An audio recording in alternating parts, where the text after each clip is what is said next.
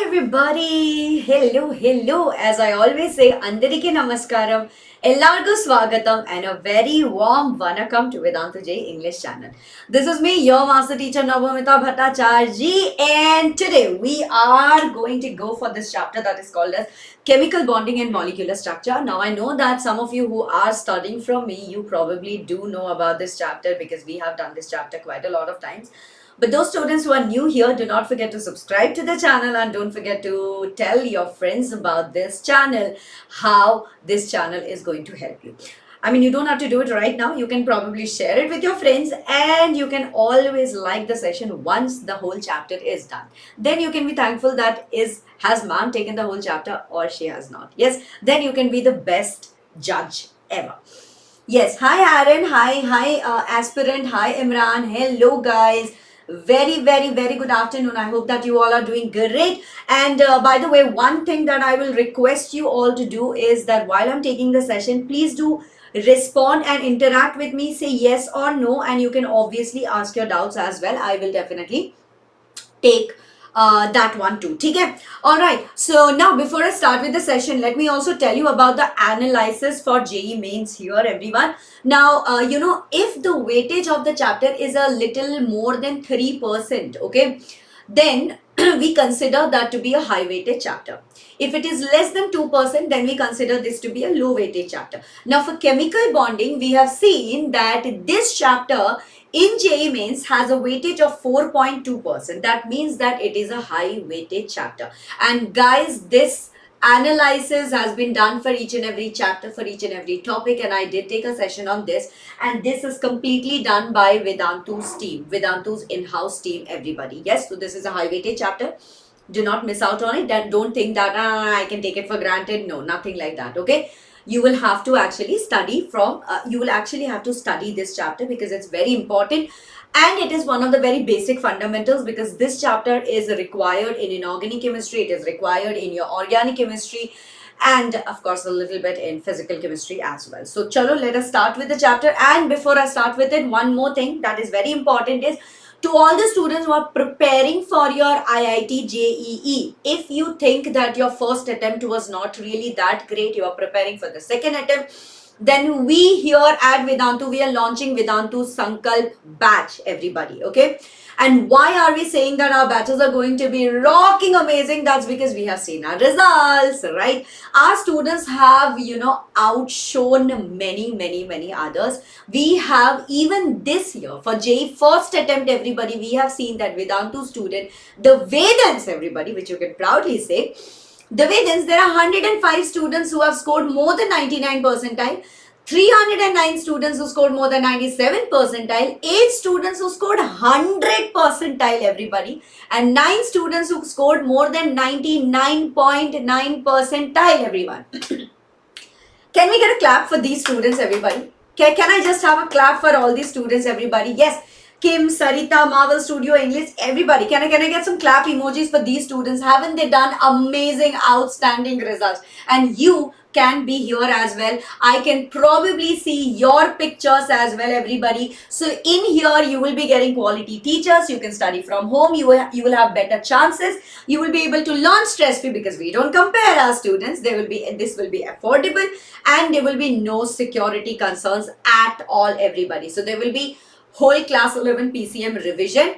Apart from that, you can fill in the form that is there in the description box, okay? In Vedantu's live interactive classes, these are the features which we keep telling you about, that you will get personalized attention, you will get high quality qualified tutors, you will have access to high quality study material, and one best thing that is, that is the differentiator for us is Vedantu Improvement Promise. This is one thing that we can be very proud of because I do not think anybody else can say this. If you do not get your results, if your marks don't improve, paisa vapas. You can take your money back. Yes. And I don't think anybody else can say this ever to you. Anybody. I think I can actually claim this, that no other institution, no other, company will come and say this, that we will give your money back. We at Vedantu, we have so much confidence that we will be able to give you that marks, that we can say this. We can stand here and say this. Plus, we have many, many, many tests. And another best thing, might not be best for you, but it is best for parents, is that you get parents-teacher collaboration. That means we also have parent-teacher meeting. Yes, because they are the ones who are paying for the money. We don't want them to, we don't want them to be behind the curtain, that they don't know what is going on. So yes, all of these will happen, everybody. And there are different types of tests, by the way. There is learning progress test, there is regular test, there is mock test. Each of these have their own benefits, everybody. So you will get all of these. All I can tell you is that quickly go ahead and fill the form in the description box and join Vedantu today. Alright, now, without taking much more time, everyone, let us start with chemical bonding. Now, before chemical bonding, what is the chapter that we study, everybody? Can somebody tell me in the chat box? Yes, what is the chapter that we study just before chemical bonding in your class 11 standard, everybody? The chapter that you study is what? What do you study, everybody? Yes. Tell me. Tell me, what is the chapter? You study structure of atom. And in structure of atom, we all got to know that how atom looks like, right? Atom looks like this, atom looks like that, atom can do this, atom can do that. All of these blah, blah, blah, blah stories we read about. But we also understood one thing that was very important to us, and which is why we are going to read, we are going to study this chapter, and that is that in any normal condition, if you give to the atom, right? The atoms, they don't want to behave independently, right? They don't want to stay independent. That means they do not like to stay single. What do? They like to mingle, everybody. Nobody likes to be single, right? Would you like to be single? No, nobody likes to be single. I mean, I understand you are right now single, but anyway, nobody likes to stay single, isn't it? But apart from noble gases, obviously, noble gases, they don't react, they don't mingle at all. But otherwise, yes, what happens is the atoms, they don't like to be single. So obviously, when they combine, what happens? When they combine, there is a chemical bonding that happens, right? And why do they combine? They combine to attain stability. And when they are combining, my dear bachos, they form bonds. What do they form? They form bonds, not James Bond, chemical bonds here, okay? All right, and bond.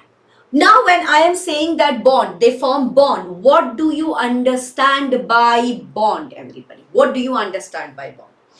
The bond here is a force of attraction between the atoms which keeps them together, right? It keeps them together. Now, I have to show you certain, I have to show you these kind of pictures just so that you can understand what is really going on here. Can you guys see it, everybody?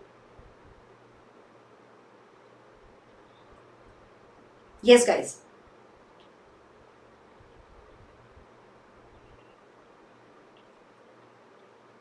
See, if I present it here, I think you will be able to understand. Yeah. I mean, I'll show you the whole, what do you call it? 1 second, guys. What happened to this? Array? Why is it not running? 1 second.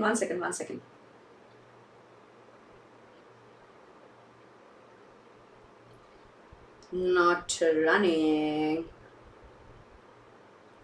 Anyway, okay, so basically we can divide bonds, obviously, just like how we always categorize things, because we have a lot of bonds also, like we have, a lot of elements, or in our younger days we know that there are different techniques of separation, isn't it? Yes. There are different techniques of separation that we have studied when we were younger. Similarly, now in this standard, right, at 11th standard, we also know that there are several different bonds.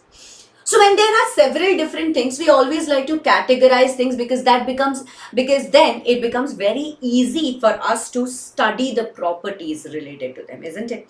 So here what we have done is we have divided bonds into two. strong bonds and we have weak bonds. Now, when we talk about strong bonds, what comes into our mind? We have ionic bond, we have covalent bond, we have coordinate bond, and we have metallic bonding. And when it comes to weaker bonds, we have hydrogen bonding and van der Waals bond. So basically, these two weak bonds we will be studying at the end of the session almost. So if you want to know about the weak bonds as well, I request you all to stay till the end of it. I think this class we will be finishing in at around 1:30 or 2 o'clock. Okay, we have started at 11 o'clock, so 11, 12, 1 or 2 o'clock. Okay, so 3 hours basically we will be completing this whole chapter. But we will be starting with the stronger bonds right now. But before that, obviously, we will also be learning a lot of different terminologies and theories. Okay, all right, everybody.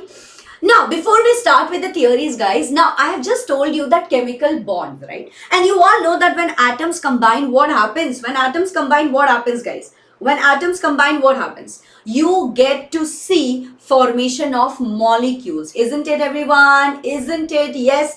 Abhirami, tell me, Abhirami, do we get to see molecules, formation of molecules? Absolutely. Yes, absolutely. We will do that, my creations. Don't worry about it. We will do that. Actually, we haven't even started completely, we haven't even started for 2025 properly, but these all sessions will help you.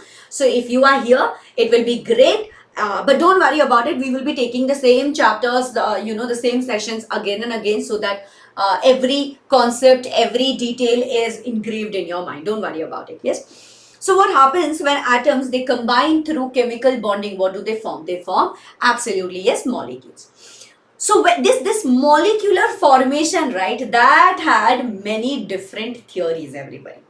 A little bit of history, I know is boring, but yeah, we have to do this, okay? So we have Coulson-Lewis's approach, which happened during 1916. Then we had VSEPR theory, which is called as valence shell electron pair repulsion theory. The explanation of the whole theory is actually in the name. That happened sometime between 1916 to 1930 के बीच में sometime VSEPR theory had happened.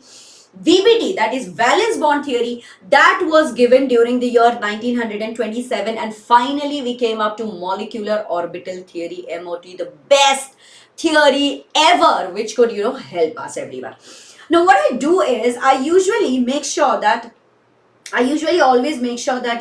I am giving you here, I am,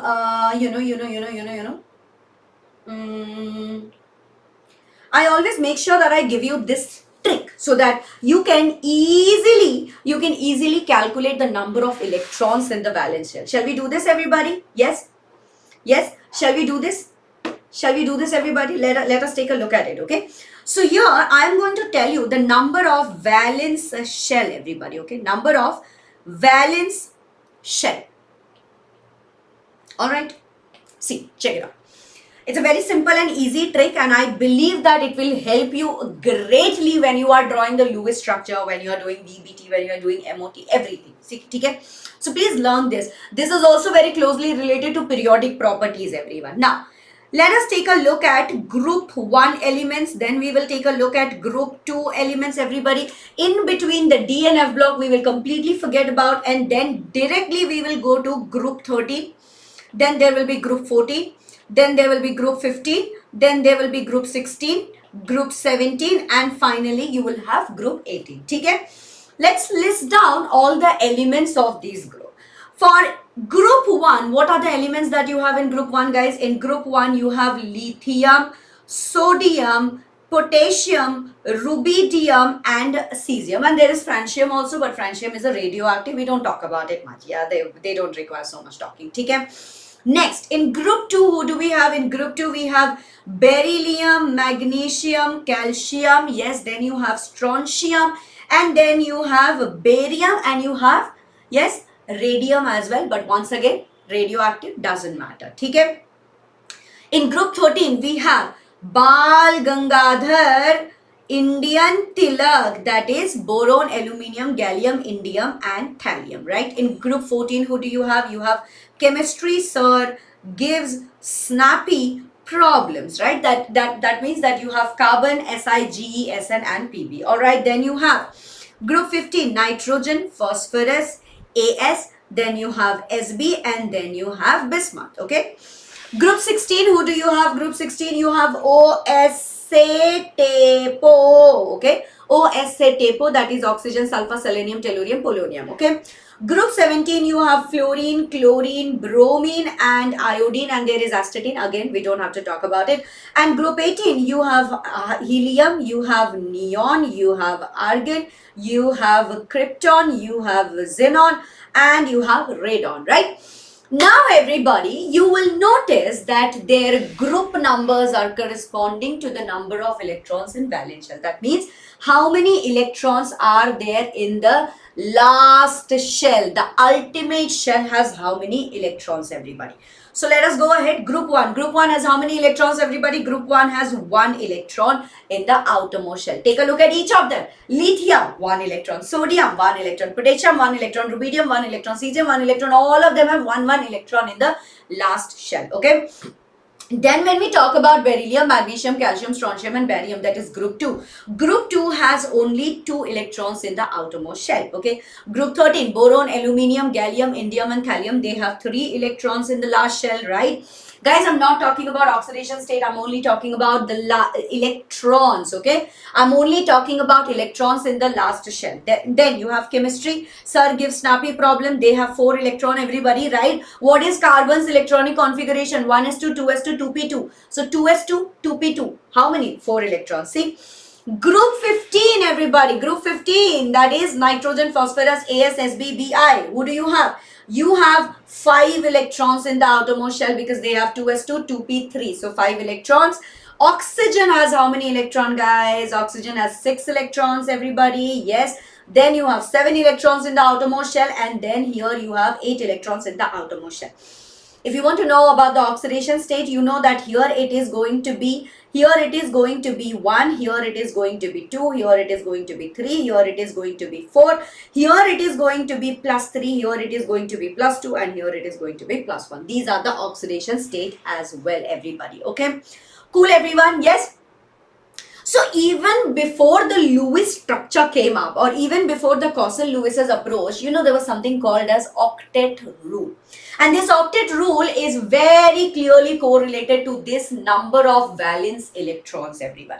If you look at it, each and every element, yes, each and every element, they are trying to attain their stability, isn't it, as we all know. And while they are trying to attain stability, they look at, you know, the ideal, the noble gases. They all want to be like noble gases, and that means that they also want to attain 8 electrons in their outermost shell. And because they want to attain 8 electrons, my dear students, remind you, 8 electrons. 8 means octet. Yes, 8 means octet, everybody. And here, this is exactly what is your octet rule. The octet rule, it dictates that atoms, they are the most stable when they have 8 electrons in their valence shell. Right? Very good. Absolutely clear. Isn't it, everybody? Absolutely clear. So this was octet rule. But obviously, octet rule had some limitations, which we will be studying right now. Okay? Before we get into this octet rule limitation, now let us take a look at how to draw the Lewis structure. See, drawing the Lewis structure is going to be very simple and very easy because now you know how many electrons are there in the last shell. Everybody, do we all know this? How many electrons do we have in the last shell, everybody? Yes, do we all know this? Great. So whenever we are drawing the Lewis structure, okay, we will take the least electronegative element as the central element. Except we will never take hydrogen to be the central atom, okay? We will take the most electronegative one. For example, if you have hydrogen and fluorine, which one is the more electronegative one? Fluorine. So we will take fluorine to be the central atom. Okay? Alright. Oxygen atoms, they do not bond to each other except there are certain molecules like O2, then you have O3. Yes, the peroxides and the superoxides. Okay? These are the rules, everybody. Please pay attention, guys. Please pay attention. What did I say right now? What did I say right now, everybody? I've just told you that oxygen atoms, they do not, okay? Oxygen atoms, they do not bond to each other except if you have molecules such as O2, O3 and the peroxides and the superoxides, okay? Now we come to a different point. Okay, the next point is that hydrogen actually bonds to an oxygen atom and not to the central atom in oxy acids. Remember, before your P block was, tailor made and customized, how P block was, like all of ripped apart and lot of things happened. But before that, P block had some oxo acids. Do you remember? Oxo acids, oxy acids? Yes. So when you have an oxy acid, the hydrogen, it does not bond to the central atom. Rather, it bonds to the oxygen, everybody. Getting my point, everyone? Are you getting my point, everybody? Yes? Okay. Now, if somebody is asking you that draw Lewis structure for BeCl2, what do you have to do? See, in case of Be and Cl2, what do you take? You take Be. One second, sorry. You will take Be to be your central atom, right? And then what will you do? You will bond it with Cl here. You will bond it with Cl here. Now remember that each and every bond that you make here consists of 2 electrons here, one from Be, one from Cl. Similarly, here also you have 2 electrons, one from Be, one from Cl. Now beryllium, everybody, remember how many electrons does beryllium have in the valence shell, everybody? We have just taken a look at it, everybody. Do you remember? Do you remember? See, beryllium has how many electrons? How many electrons in its last shell, guys? 2. So what has beryllium done? What has beryllium done?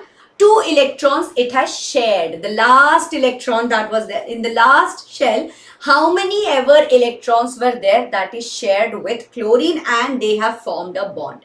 Clear here, everybody? Is this much clear? Great. Now for chlorine. Chlorine has how many electrons, guys? Chlorine has 7 electrons. So let us draw it, okay? 1, 2, 3, 4, 5, 6 and here is 7. Done? Done, everybody? Great. Similarly, here also 1, 2, 3, 4, 5, 6 and 7. 7 electrons done.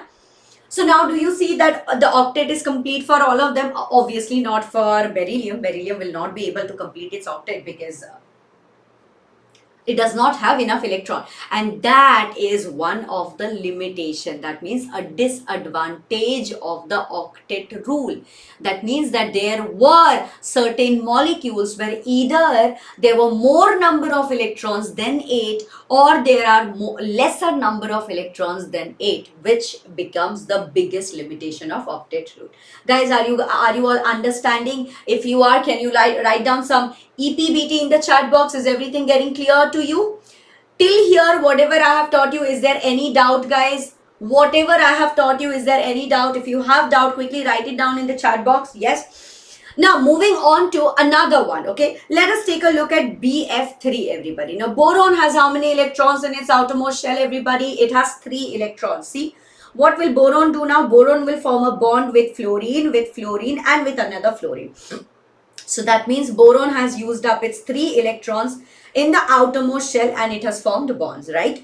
Here we will be writing fluorine, and fluorine. And fluorine has how many electrons in its outermost shell? 7, everybody. So 1, 2, 3, 4, 5, 6 and 7.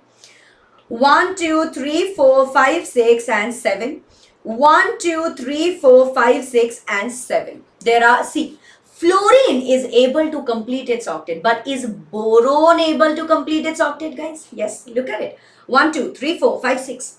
Boron, everybody, look at it. Boron has only, okay, take a look at it, everybody. I'm gonna draw a white color. Count the number of electrons in this, count the number of electrons in this sphere, in this circle. Can you do this? Count the number of electrons in this circle, everybody. You will find that it is less than 8 electron, and that, my dear student, is another limitation. Are you getting it, everybody? Yes, are you getting it? Yes. 12 students can also watch it, bacha. 12 students can also watch it. Okay? Yes. Harit Baran Sasi Kumar, bacha, I am not very sure. It depends on how much hard work can you provide. Okay. If you are really willing to do that, then maybe you will be able to crack it. If you're not, then might not be. I'm so sorry. But this is the truth, okay? This is the truth. I'm not going to tell you that, yeah, you will be able to do it. Even if you don't provide that much effort, you will have to provide that much effort. Okay? So similarly, will you all be able to draw it for the structures? Now, let's take a look at PCl5, everybody. Okay, let us take a look at PCl5. Okay? Let us take a look at this, because the rest, everything else is like very simple and easy. So I think you'll be able to do it. But for PCl5, everybody, let us draw the structure and check it out. So Phosphorus has how many electrons? P has how many electrons in the last shell? 5, isn't it? So Cl5, that means it is going to form bonds with 5 Cl. 1, okay, 2, 3, 4 and 5, right? How many electrons can it give? It can give you 5 electrons. So 1 here, 2 here, 3 here, 4 here and 5 here. Correct? Great, everybody. 5 electron P has provided. Now who do we have? We have Cl here. We have Cl here. We have Cl here. Cl, Cl, Cl and Cl, right? Cl has 7 electrons. So check it out. 1, 2, 3, 4, 5, 6 and 7. 1, 2, 3, 4, 5, 6 and 7. 1, 2, 3, 4, 5, 6 and 7. 1, 2, 3, 4, 5, 6, 7. 1, 2, 3, 4, 5, 6 and 7. If you carefully look at it, everybody. Now, take a look at this sphere, everyone, this circle, and count the number of electrons and find out, is it fulfilling octet rule? Is it fulfilling octet rule, guys? Come on, look at it, look at it. How many electrons are there? There are 10 electrons. 10 electrons, everybody. So that means that octet rule was definitely not universal. We were not able to fit it for each and every molecule because we saw that in certain cases that there were more number of electrons than 8. In certain cases, there were lesser number of electrons than 8. Easy peasy biryani tasty, everybody. Yes, easy peasy biryani tasty. Similarly, I believe that you will be able to draw the structures for such molecules also. This is like a cheat sheet. I will be providing it to you. Okay, I will be providing it to you, everybody. But do take a look at, I will also give you some of the important ones, that is peroxide ion. Take a look at it. Hydronium ion. Okay, not hydronium ion, sorry, not hydronium ion. Sulfate ion. Do take a look at sulfate ion. These two are very important. And here are some of the acid structure. For example, nitric acid, perchloric acid, okay, phosphoric acid. Make sure that you go through these also. Very carefully, everybody. Look at the Lewis structure of these. Important because see, for example, perchloric acid. They may ask you something related to perchloric acid, and they can also, they can also combine this perchloric acid with a redox reaction. They can also combine this topic with P block. They can also combine this topic with something else. Okay? That is why I'm telling you that look at this structure. Very, very, very important. All right, everybody. Yes. So I have just told you about something where there were lesser number of electrons than 8 electrons, right? What will you call it? You will be calling it hypovalent. Hypo means less. Hyperactive, right? Somebody is hyperactive, that means they are more than necessary active. Hypoactive, lethargic, they are not very active. So similarly, hypovalent compounds, those species, they do not have 8 electrons for the central atom. That means they are electron deficient, everybody. What are they? They are electron deficient compounds. They have less number of electrons here. Guys, everybody, are you all clear with it? What are the examples? Examples may you have BF3, you have AlCl3, you have BeCl2, everyone. Yes, all right, and that is why they are called as hypovalent compound. Now, because you have hypovalent compound, yes, here are the pictures of the Lewis diagrams also, which I think we have just done it some time back for BF3. So I'm guessing that you all are clear about it. Okay. Now we come across hypervalent. Hypervalent are those species that have more than 8 electrons in the central atom, and that is called as expanded octet, my dear students. So you must have heard these terms, right? Deficient octet, expanded octet. In fact, I have taught you this as well. So expanded octet, that means there are more than 8 electrons. That is your expanded octet, which we have just seen. PCl5 we have seen. Similarly, if you look at it, IF7 will also have an expanded octet. SF6 will also have an expanded octet. Now guys, are we ready to solve a question, everyone? Let us solve a question here. Octet rule is not followed in. Where do you think octet rule is not followed, everybody? Yes, guys. Where do you think octet rule is not followed? We very well know, just by looking at the first compound, we can say that BF3, BeCl2 and NO2 will not be following its octet rule. BF3 has hypovalent, BeCl2 hypovalent. What about NO2, everybody? What about NO2, guys? We have just seen some time back only. See, we have NO2 somewhere. For NO2, can you all draw it?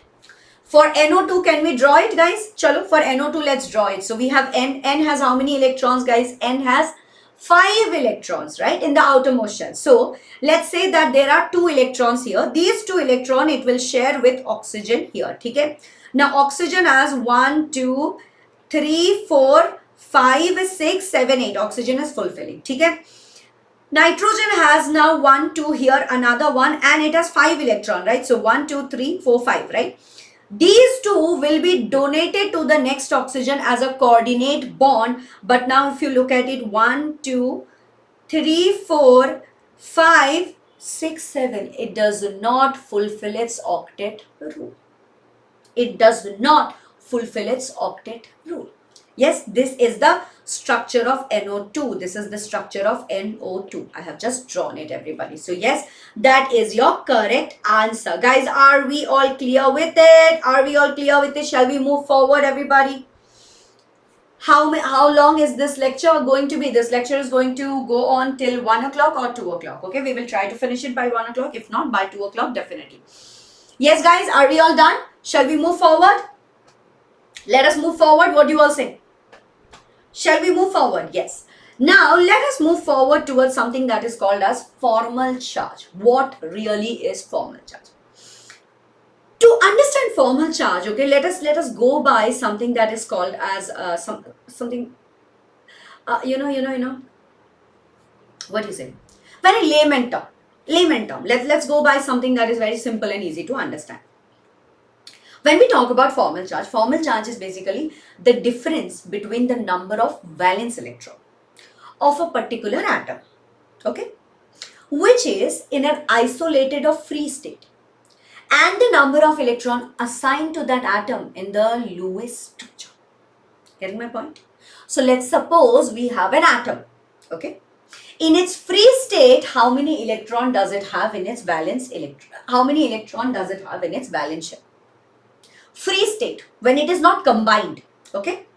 And then this atom is getting combined with something else. When it is combined with something else, at that point in the Lewis structure, how many electrons are we assigning it to it? How many electrons are we assigning it to it? The difference between these two, that is your formal charge, and this is your layman term. Guys, are you understanding? Are you understanding? So once again, let us suppose that I am the atom, okay?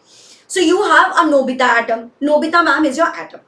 Nabamita Ma'am, let's say, has 7 electron in her free state. I'm free right now. I'm not combined right now. I'm taking a class. Okay. All right. I'm taking a class. Okay. Let's say that when I'm free. Okay. Let's say that I'm not taking a class. Suppose I'm not taking a class. I'm sitting in the chair. At that point, what do you expect me to do? I'm probably watching TV. Let's suppose I'm watching TV, right? Now, when you are giving me a class, what do I have to do? I have to study. Who likes studying? Nobody likes studying. Do I like it studying? No, I don't like it. This difference, okay? This difference, what did I do with my time? When I was free, I watch TV. When I'm not free, I'm in a combined state right now. I have to take a class. This is my duty. When I'm following my duty, what am I doing? I'm studying. I'm teaching you. This difference will be called as a formal charge. Now look at it with respect to an atom. An atom is given some valence electrons. That is, in the last shell, there are some electrons. In its free state, the number of electrons, and in the Lewis structure, sometimes it can be different, sometimes it is the same. If it is the same, formal charge is 0. If it is not same, formal charge is something. Guys, am I clear with formal charge? Now you can read this. Now you can read all of it, and I think you will be able to understand. Also, there is a formula that I'll tell you. The formula, I'll tell you about the formula. So yes, guys, tell me, is this clear with you all? What I told you? So in any polyatomic ion, the charge is present on the complete ion and not on an individual atom. That means that when you have a polyatomic ion, for example, NH4, SO4, right? In case of these polyatomic ion, what happens is the charge that is present. For example, here you have -2, right? This -2, it is not for an individual atom. It is not for just sulfur. It is not for just one of the oxygen. It is for the whole ion. Okay. It is for the whole, the complete ion, everybody. Getting it? Now the question that comes is, but ma'am, how do we calculate formal charge? Oh my god, ma'am, you have just told us something. How do we calculate it? Very simple, very easy, everybody. Just hold on and you will be able to understand. So to calculate the charge on any individual atom, the concept of formal charge was introduced. Okay. So in polyatomic ion, what did I just tell you? I told you that it is not a charge on one single atom. It is the whole ions charge, right? Now we want to calculate the charge on the individual atom. How do we do it? That is why we have introduced the formal charge concept. Okay? The concept of formal charge, it helps us when we draw the Lewis structure. Yeah, we will have to draw the Lewis structure to find out and understand the concept of formal charge. We can define it as, see, the difference of valence electron available to the atom and the number of electron available with the atom in the given structure. So let us take some examples, we will be able to understand. See, in case of a polyatomic ion, the net charge is possessed by the ion as a whole and not by a particular atom. Okay? Alright, it is however feasible to assign a formal charge on each atom, and it is expressed as, this is the formula, everybody. The formula is, formal charge is equal to total number of valence electron in the free atom minus total number of non-bonding, that is lone pair, minus half of total number of bonding. Why half of? Because did you see everybody, in case of BeCl2, beryllium was giving 1 electron, chlorine was giving 1 electron. So if we take 2 electrons, it will be wrong, right? Beryllium is not going to give you 4 electrons. Beryllium can only give you 2 electrons. That is why half of total number of bonding, that is shared electron. Guys, are we clear here? Are we clear here, everybody? Yes. Now let us take a look at this once again. This is our Google slide. You know what happens when we download from Google slide to PPT? There are some or the other mistake that happens. That is why I did this. See, here also you have MM. What is this M? Why do we have here MM? There is not supposed to be any M, right? That is what I'm trying to look at. 1 second, guys. I don't think there should be any M, but there must be a mistake. So I'm just checking the Google slide if there is a mistake or something.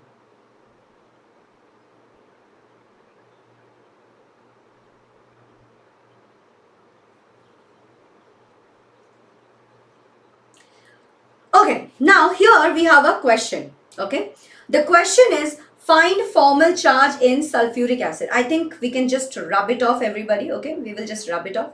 There is no M. This is a simple error, I guess. Maybe because of this points that we tried to make, maybe. So it's a typo. That is typing mistake. Alright, guys. So this is the formula. Now, shall we do a question, everybody? Let us try to solve a question. I think it will be easier for us to understand. Okay? So, chalo.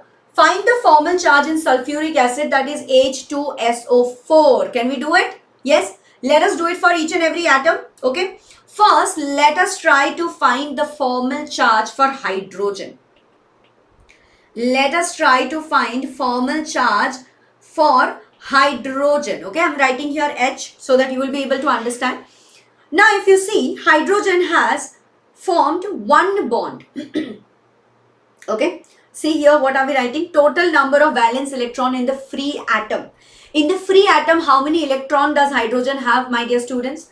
How many electron does hydrogen have? In its free state, all of us, we know it that hydrogen has 1 electron, right? So I'm writing 1 here. Second, does hydrogen have any unshared, that is lone pair? Do you see any lone pair with hydrogen, everybody? Do you see any lone pair with hydrogen? None. So 0. These are unshared, okay? Lone pair. There are 0 lone pair, okay? Finally, what do we do? Minus half. Minus half bonded, okay? Minus half. How many shared electron? It is forming 1 shared electron here, 1 shared electron here. So 2. So half multiplied with 2 because there are 2 shared electron. Am I right, everybody? Am I right? So if you calculate it, 2 cancel. 1 minus 1, that is equal to 0. So hydrogen has 0 formal charge. Clear, everybody? Now let us do it for sulfur. What do you say?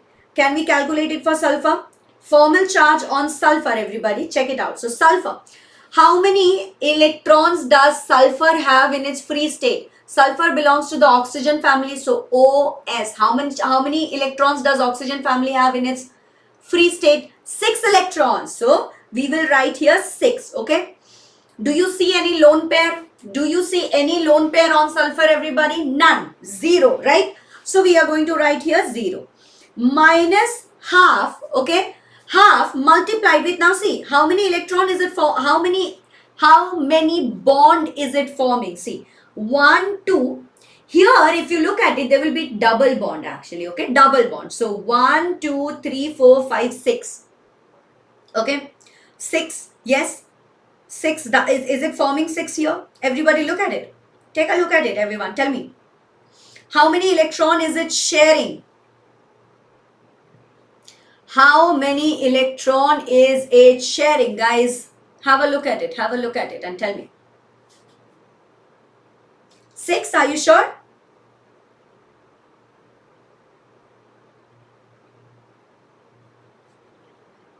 One, 2, 3, 4. Yes. 5, 6. Cool. All right, everyone. But formal charge will be, actually there is supposed to be 6 only. Is it 6? Yeah. 6 minus 3 is equal to plus 3 charge. Should it be having plus 3? It should not be having plus 3 though. It should not be having plus 3. I don't think so. It should have plus 2. But then where are the other 2 electrons?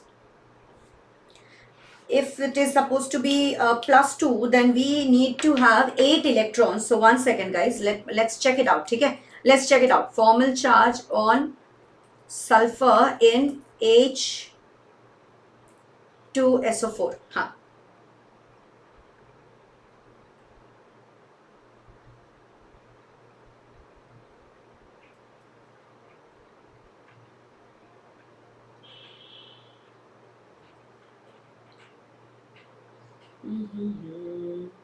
Just a second guys, just a second.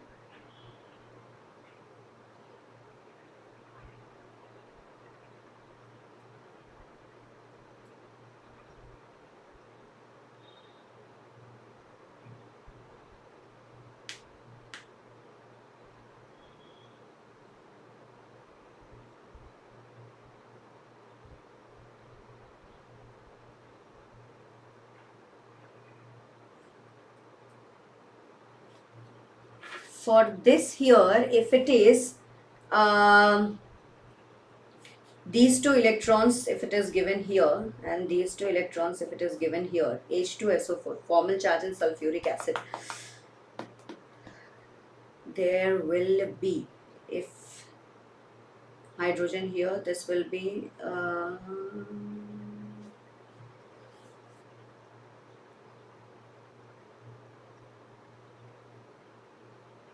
1, 2, 3, 4.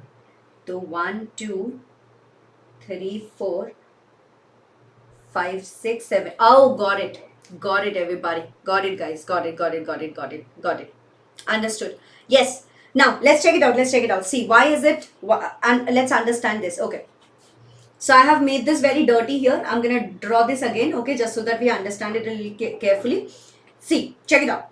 Sulfur here will be forming double bond here, right? Like this, yes. And here there are 2 electrons. Here there are 2 electrons.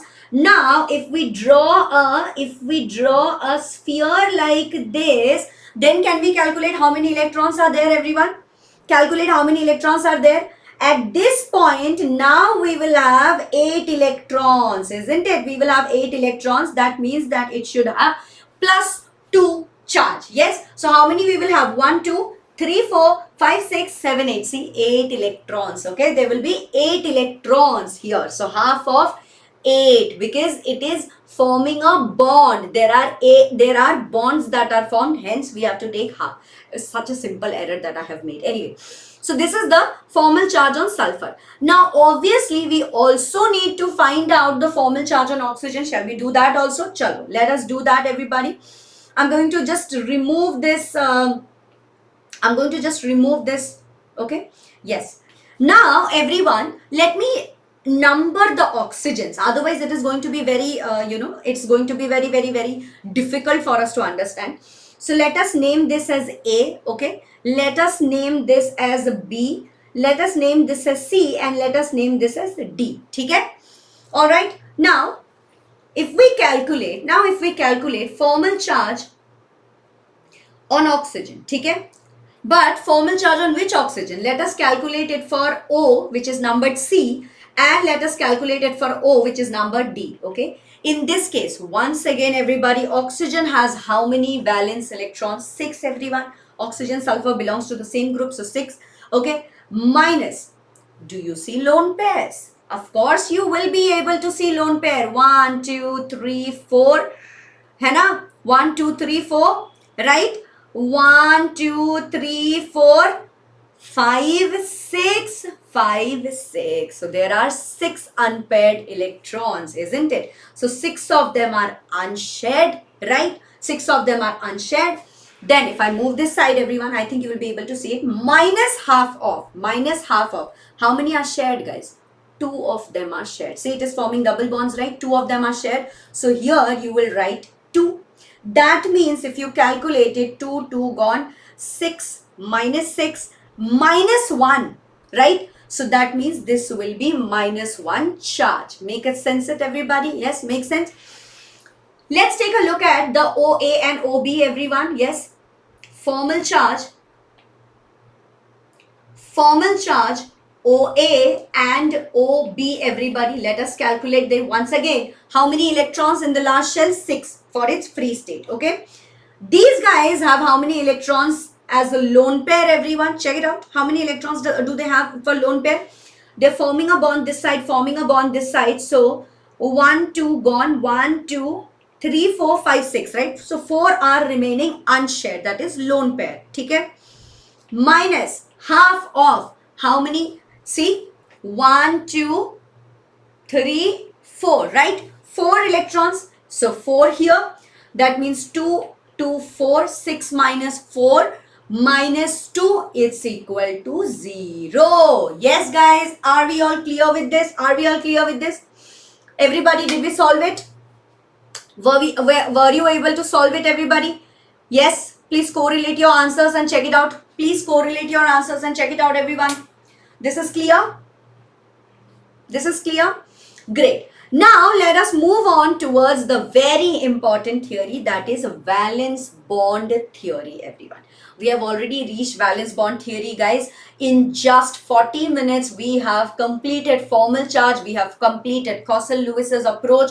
We are now here at valence bond theory. Okay, everybody? Let us go ahead. Let us move ahead. Are we all with me? Once repeat what? Sannyasi bacha, listen to me. If I actually take you through this again, we will not be able to complete the session by 2 o'clock. How about just go back and check it out once again? Will you be able to do that? Will you please be able to do that? Yeah? Yes or no? Yes or no, bacha?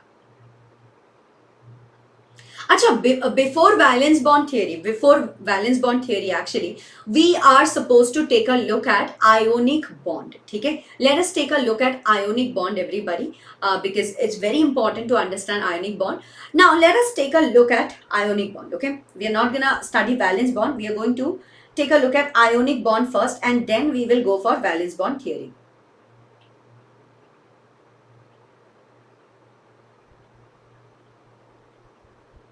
Adding a page here so that I can teach you. Okay? Okay.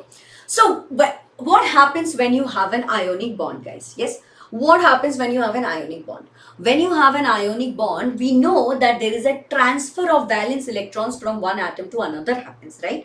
Yes? Ideally, when you have an ionic bond, guys, I'm writing this down so that you have it as a note and I'll be sending it to you. Don't worry about it. Yes? Transfer of, what did I say? Transfer of valence electrons from one atom to another happens in an ionic bond. Transfer of valence electrons valence electrons from one atom to another. Acha, now let us take the most popular ionic bond, everybody. We all know about sodium chloride. Do we all know about sodium chloride? Yes, we do, right? So we have sodium here and we have Cl here. Have a look at it, everybody. It's very important. So we all know that sodium gives away one electron to Cl, isn't it? And what does Cl do? Cl accepts that electron, isn't it? Cl accepts that electron because Cl has 1, 2, 3, 4, 5, 6 electrons already. It accepts this electron and the octet is complete for Cl. Am I right, everybody? Yes? Am I right, everybody? Correct? Very good. Acha. So if sodium is giving away one electron, then do you remember in periodic properties we have studied about something that is called as ionization enthalpy? That means that from an isolated state you are going to take away one electron from the atom. And do you think that atom is your cousin or what? Atom is your uncle's son. That atom will be like, yeah, bro, take my electron. Now no problem, take my electron. No. The atom is not gonna give you the electron for free of cost. The atom will take some energy from you. So when Na, that is sodium, is giving away one electron, that means that here ionization enthalpy is in works, right? Ionization enthalpy is working to make sure that one electron is lost from sodium. Absolutely. When chlorine is gaining an electron, chlorine, do you think that chlorine will just like that take it? Again, is he your cousin? That chlorine will be like, yeah, you bring an electron, definitely give it. No, not at all. Chlorine, when it takes an electron, it is going to release some energy, right? And there is something called as a lattice enthalpy. What is lattice enthalpy? There are two types of lattice enthalpy of dissociation, lattice enthalpy of association.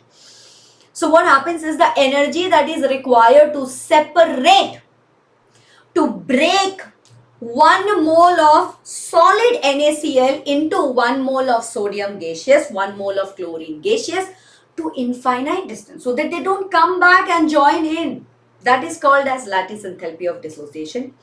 But if you are associating them, that means that 1 mole of Na gaseous, 1 mole of Cl gaseous state, they are going to come together and form NaCl.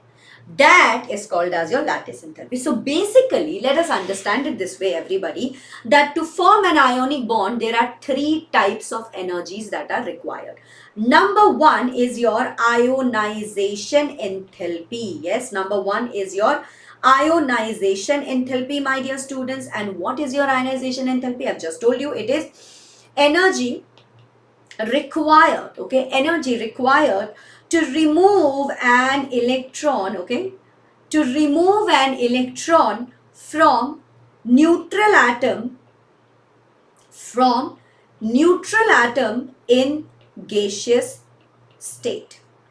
In gaseous state. And tell me, is it endothermic process or is it an exothermic process? This, my dear student, is an endothermic process. What is this? This is an endothermic process, my dear student. Got it? Clear? Okay. Secondly, what do you have? Secondly, you have electron gain enthalpy. Everybody check it out here. Writing that down as well. Okay. What do you have? You have electron gain enthalpy. And what is electron gain enthalpy, my dear students? Electron gain enthalpy is C. Electron, one second, let me write it down better. Okay. Energy released when an electron is gained by a neutral atom in gaseous state. Okay, and this, my dear student, is an exothermic process because see, energy is released. What is this? This is an exothermic process because energy is released here, everybody. Okay, and last but not the least, everyone, once again, let me write down the lattice enthalpy. What is lattice enthalpy? This is your third one. Lattice enthalpy, there are 2 types. I'm going to write the definition for dissociation. Okay, lattice enthalpy for dissociation. Everybody have a look at it. Yes, what is it? Energy Energy is required, yes, energy is required to separate 1 mole of 1 mole of NaCl, 1 mole of solid NaCl, let's write here, okay, 1 mole of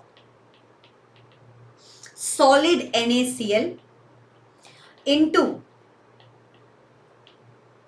1 mole of Na plus gaseous and 1 mole of Cl minus gaseous to an infinite distance. Okay? To an infinite distance. This is called as your lattice enthalpy. Are we all clear here, everyone? Okay? So ionic bond, it will form very easily between elements which have low ionization enthalpy.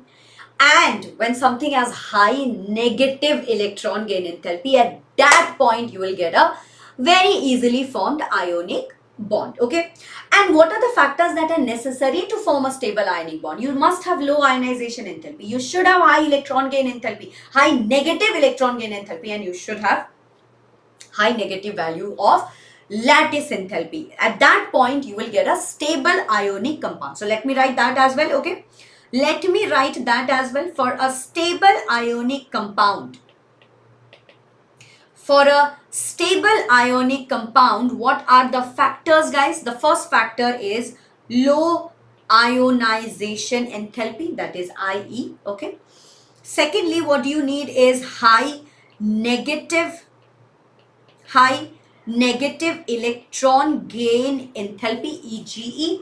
And thirdly, what do you need is high negative, okay, what? Lattice enthalpy, that is LE. My dear students, am I clear here? Am I clear, guys? Is this all clear, everybody? Is this all clear?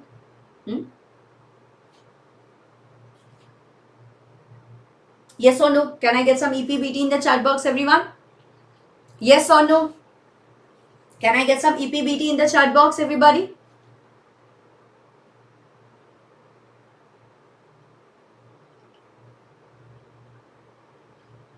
People, yes or no?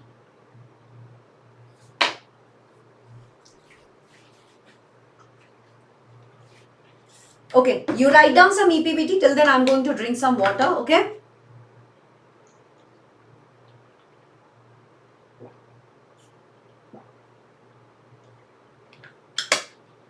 Very good. Thank you so much, aspirant. Thank you so much. Okay.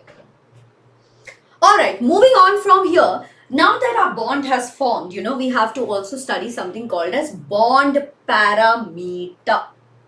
What do we study? We study about bond parameter. Okay? So let us study about bond parameter, but of course I will be needing another page here. So adding another page, everybody. Now let us start with bond parameter. But what exactly is bond parameter? Arey Baba, nothing. You have heard no bond length, bond order, bond this, bond that. All of these are only called as bond parameter. Okay? Alright? Yes? Yeah, sure. You can also attend it after the session. No problem. I understand that is why you guys are not attending. But please do watch the session after you are done. Okay? So here, let us talk about bond parameters. And when we are talking about bond parameters, there are 4 or 5 bond parameters that we have to study about. Number 1, let us talk about bond length, guys. What really is bond length, everyone? What really is bond length? We all know that bond length is basically the equilibrium distance between the nuclei of 2 bonded atoms in a molecule. Right?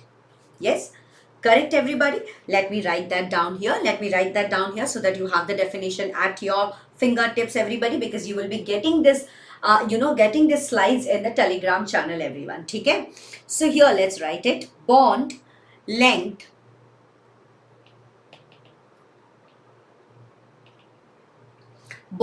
is defined as the equilibrium distance between the nuclei of two bonded atoms, okay, of two bonded atoms in a molecule. Getting my point, everybody? This is your bond length. You know what? The bond length increases when the size of an atom increases, obviously.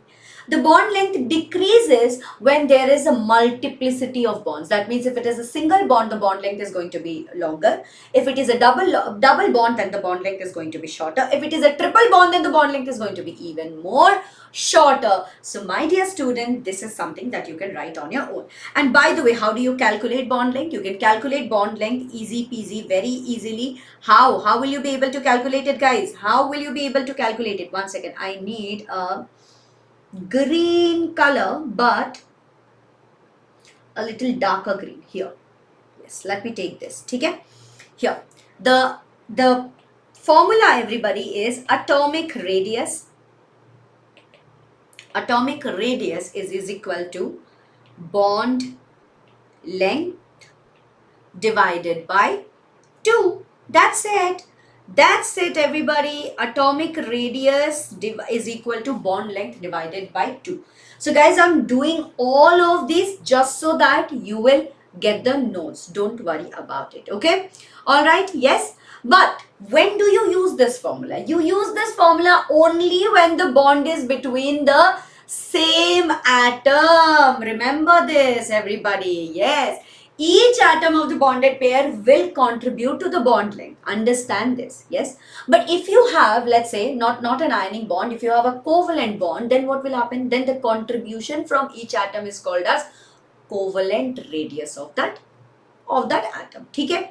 Alright, if it is ionic radius, if it is ionic bond, then the contribution from each atom will be ionic radius. If you have metallic bond, then the contribution from each atom will be called as metallic radius. Am I making sense, everybody? Yes. Am I making sense? Great. Acha, now imagine if there is a non-bonded.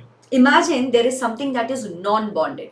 Atomic radius when non-bonded. At that time, what do we call it? Do we call it ionic bond? Do we call it metallic bond? Do we call it covalent bond? No.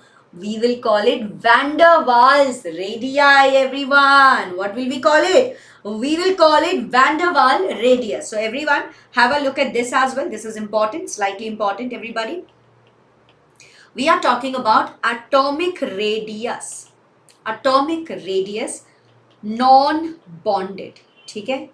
Non-bonded, my dear student. And once again, I'm going to just atomic radius non-bonded. I hope you all are able to read this. Guys, are we all able to read this here? Atomic radius non-bonded, or no, we are not able to. If not, let me change the... Yeah, I think this is better. Hana, now you can read it clearly? Yes, great. So as I said, at this point of time, we talk about van der Waals radii. Okay, what do we talk about? We talk about van der Waals radii. So what is van der Waals radius? 1/2 of the distance between the nuclei of two non-bonded adjacent atom. Non-bonded, see guys, understand it. See, at this point, this is bonded, right? There is a bond that you can see, right? There is a bond that you can see. What if I remove this, and what if I remove this, and at this position, is this bonded? No, but these two are just adjacent. So from, what did I say? The 1/2 of the distance between the nuclei. Consider this hole to be the nuclei and consider this hole to be the nuclei. So from this to this, half of the distance, and this is non-bonded, mind you, that will be your van der Waals radii. Guys, am I making sense? Are we clear with what it is? Are we clear with what it is? So let me write that down, everyone. Let me write that down for you, okay? 1/2 of the distance, 1/2 of the distance between the nuclei of two non-bonded adjacent atoms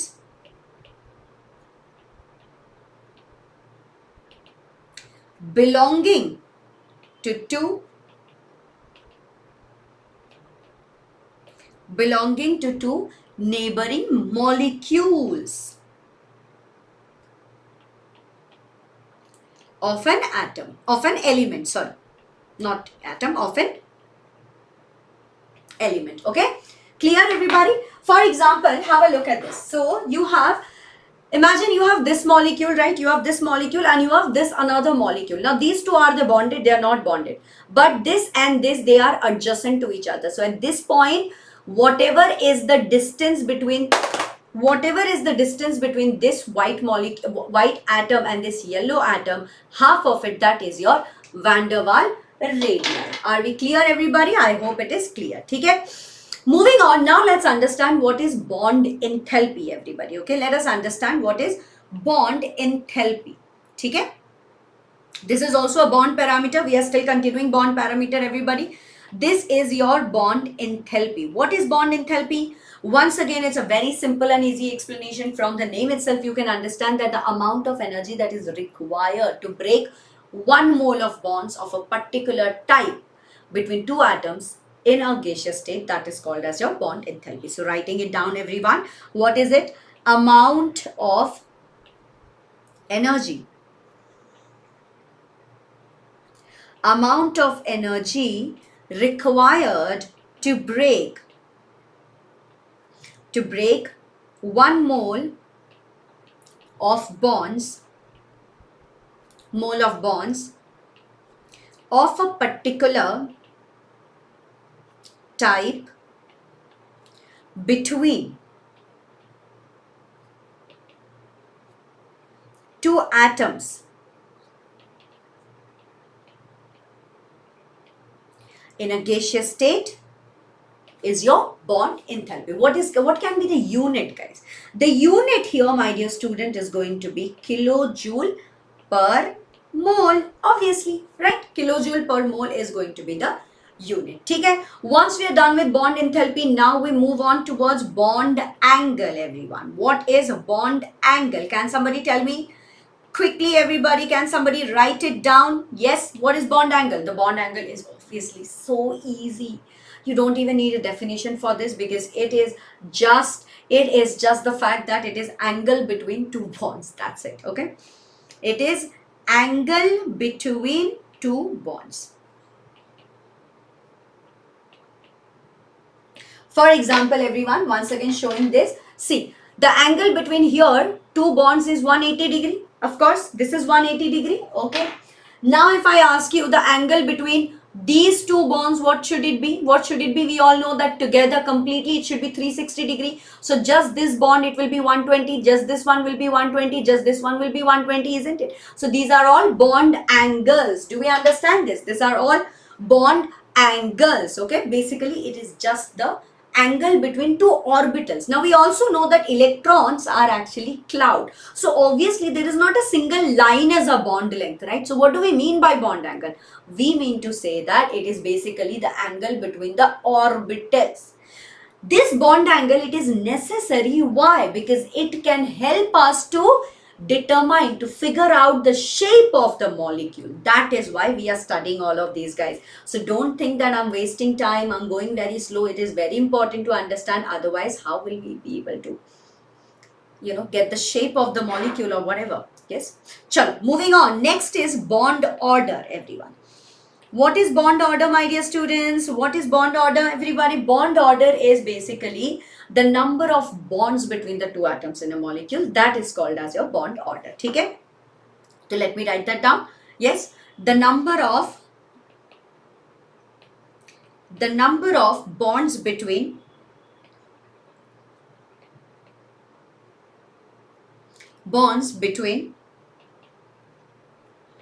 two atoms is called bond order. Okay? Is called bond order. All right, everybody. Yes, everyone. Now, if you have an isoelectronic molecule, that means in both the molecules there are same number of molecules, same number of electrons. Then do you know what will happen? They will have identical bond order. And if there is an increase in the bond order, then the bond length will decrease, the bond stability will increase, and the bond enthalpy will also increase. increase. Remind you everybody, please write this down. This is an important, this is just an important thing to remember, because you will be able to solve questions from here. Okay? What did I say? I said that with increase in bond order, everybody, what will happen? What will happen with increase in bond order, bond length will decrease. Bond length decreases, okay? Then what happens? Bond stability increases.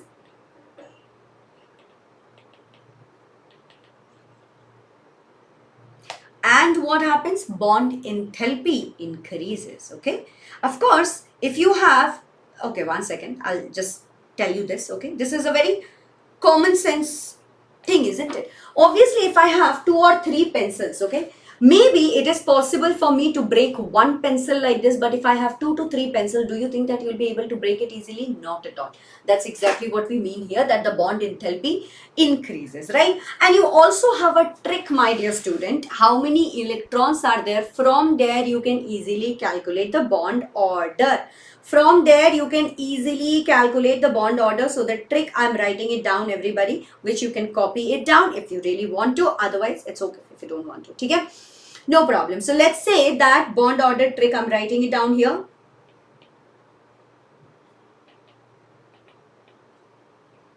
Here is the bond order trick.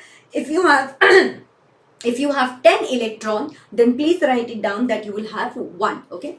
Actually, you know what? Start from 14th. If there are 14 electrons, then the bond order is going to be 3. Now just reduce everywhere. See, if you have 13 electrons, then it is going to be 2.5. If you have 15 electrons, it is going to be 2.5. If it is 12 electron, you are going to have 2. If it is 16 electron, the bond order is going to be 2. Okay. If there are 17 electron, then the bond order is going to be 1.5. And if it is 11 electron, then the bond order is going to be again 1.5. If it is 18 electron, then the bond order is going to be 1. And if you have 10 electron, then the bond order is again going to be equal to 1. Am I clear, everybody? Is this absolutely easy peasy biryani tasty? Yes, it is. Okay. Then we come across bond polarity, which we will be studying in the dipole moment. Yes. So let us take a look at that as well. Chalo. Now let us take a look at bond polarity, because from here, once we are done with bond polarity, then we will move towards dipole moment, everybody. Are you ready, guys? What is bond polarity? Bond polarity is basically the fact that, you know, we have just studied about ionic bond, metallic bond, covalent bond, right? In reality, if you actually think about it and if you actually look at it, then in reality, there is no bond, there is no compound which is completely covalent or completely ionic. We usually see that there is some ionic character to a covalent bond and there is a covalent character to an ionic bond. We normally see that. And this is why we are coming across now bond polarity, everybody. So let us study about bond polarity, guys. Are we all ready? Yes, we are. Chalo. So what are we going to study here? I have just told you that in reality, no bond or a compound is either completely covalent or ionic. So let me write that down here, okay? In reality, no bond or compound is either completely covalent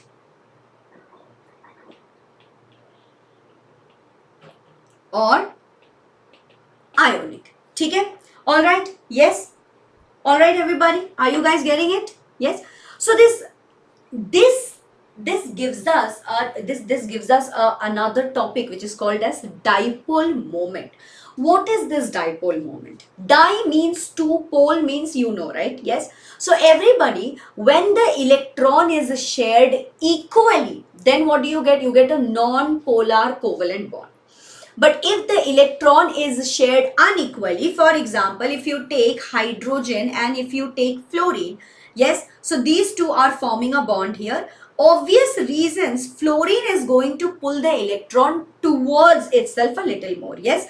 The shared electron that they have, the shared electron that is here, this electron will be pulled by fluorine a little more, right? This electron will be pulled by fluorine a little more. So hence what will happen is fluorine right here will have a temporarily negative charge, yes, and hydrogen will have a temporary positive charge. So right here, do you see the formation of two poles? Formation of two poles happened here. One is negative, one is positive. So that means dipole. And this will be your polar covalent bond. Yes, polar covalent bond is formed here when the shared electron pair is unequal. When there is an unequal shared electron pair, okay, all right, that will form you a polar covalent bond. And at this point, what we do is dipole moment. We express this as dipole moment, which is a vector quantity, okay. Now we come across dipole moment, everybody. Dipole moment is a vector quantity. It is denoted by mu like this, and we also express it in dBi unit, okay. dBi unit, which is denoted as capital D. Now 1 dBi, okay, 1 dBi, that is 1 D is equal to 3.33564 into 10 to the power minus 30 centimeter. This is for your conversion, everybody, okay. But the question that comes in your mind is, but ma'am, how do we express dipole moment? So dipole moment, that is your mu, this can be expressed as charge, yes, charge, which is denoted by capital Q, multiplied with distance of separation, which you can write it as either small letter d or r, whatever you want. So every bond has a dipole moment. Sometimes if it is non-polar, that means it will have 0, but if it is polar, then it is not going to be 0. Let me show you, okay. Let's say that we have a polyatomic molecule, okay. Let's say that we have a polyatomic molecule. Shall we take the example of BeF2? Let's take the example of BeF2. So here you have a fluorine, here you have a fluorine. Obvious reasons, everybody, that fluorine is going to be more electronegative than, yes, fluorine is going to be more electronegative than beryllium, isn't it? Yes. So fluorine is going to pull it like this, and this is the symbol, by the way. You draw an arrow and you cut it, okay? And this side also fluorine is going to pull it. Now, do you know, everybody, tell me something. Have you all done vector quantity sums in your physics? Yes. In the physics subject, you must have done some numericals related to vector quantity, isn't it?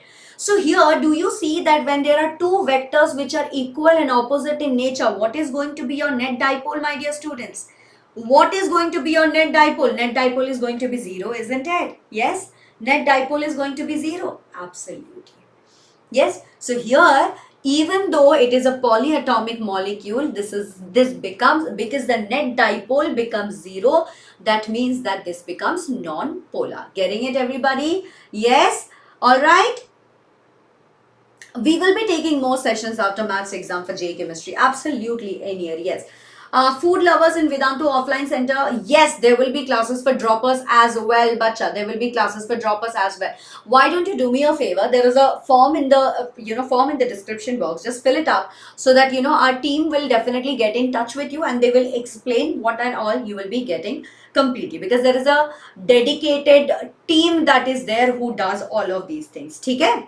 All right, so please go ahead and do this. Now that we are done with the bond polarity, guys, we come across something that is very, very, very interesting, and we come across Fayon's rule, everybody. Yes, what do we come across? We come across Fayon's rule, everyone. Okay? Writing this in big, big letters. Okay, we come across Fayon's rule. Now, Fayon, his name was Casimir. Okay, his name was Casimir Fayon. He was a German scientist. His name is not pronounced as Fajan. It is pronounced as Fayons, everybody. Okay? So what did Fayon do? Fayon wrote some rules. And what was the rules? These rules can be actually explained by just one sentence, and that is just one abbreviation. What is it? SCLA, everyone. Just remember this. Okay? What is SCLA? Small cation, large anion. Just remember this. Now I'm going to explain it to you that why did I write this. Okay? Now Fayaz said that, okay, Fayaz said that all the covalent bonds have some partial ionic character, and all the ionic bonds, they have a partial covalent character. Now he said that when a cation, okay, approaches an anion, understand it this way, okay, understand it this way, guys, okay. Okay, everybody, let us have a look at it, guys. Let us have a look at it, okay. So you have, imagine this is your anion. Let's consider this to be anion. Anion is the yellow color, everyone. Anion is bigger. And this is your cation. Cation is positively charged. Cation is smaller. Okay? Everybody, can you all see this? Can you all see this? So you have a white and we have a yellow. Okay? Alright, everyone. Can we all see this?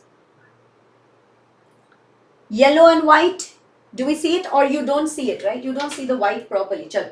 Let me take a black one then. Or purple. Let's take purple. Purple is anyway my favorite color. So I actually, what I do is I keep these structures ready because it is easier to explain you with these, with these. That's why. Okay. So we have a purple color and we have a yellow color. Consider this purple to be cation and this is your anion. Now, this cation is going to approach the anion. Okay? When it is approaching the anion, and remind you, this has an electron cloud, this also has an electron cloud, right? Yes. This has an electron cloud, this also has an electron cloud. When it is approaching, everyone, it is approaching, right? This is positively charged, this is negatively charged. Guys, are we all able to see it? Yes. When this is approaching, you understand that the electron cloud of the anion, this is negatively charged. This negatively charged will definitely get attracted by the positively charged here, right? Right, everybody? Yes, this will be getting attracted by the positively charged. The moment it is approaching, it will start attracting, yes?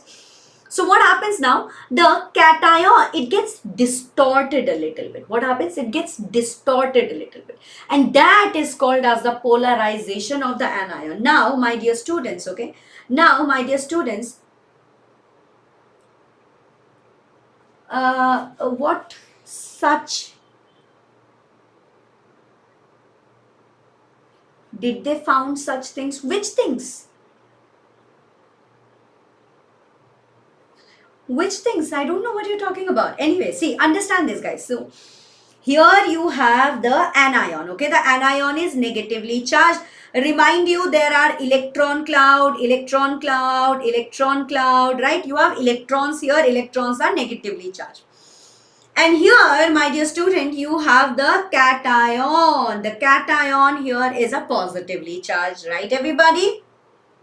So when you have this cation, everybody is approaching it, okay?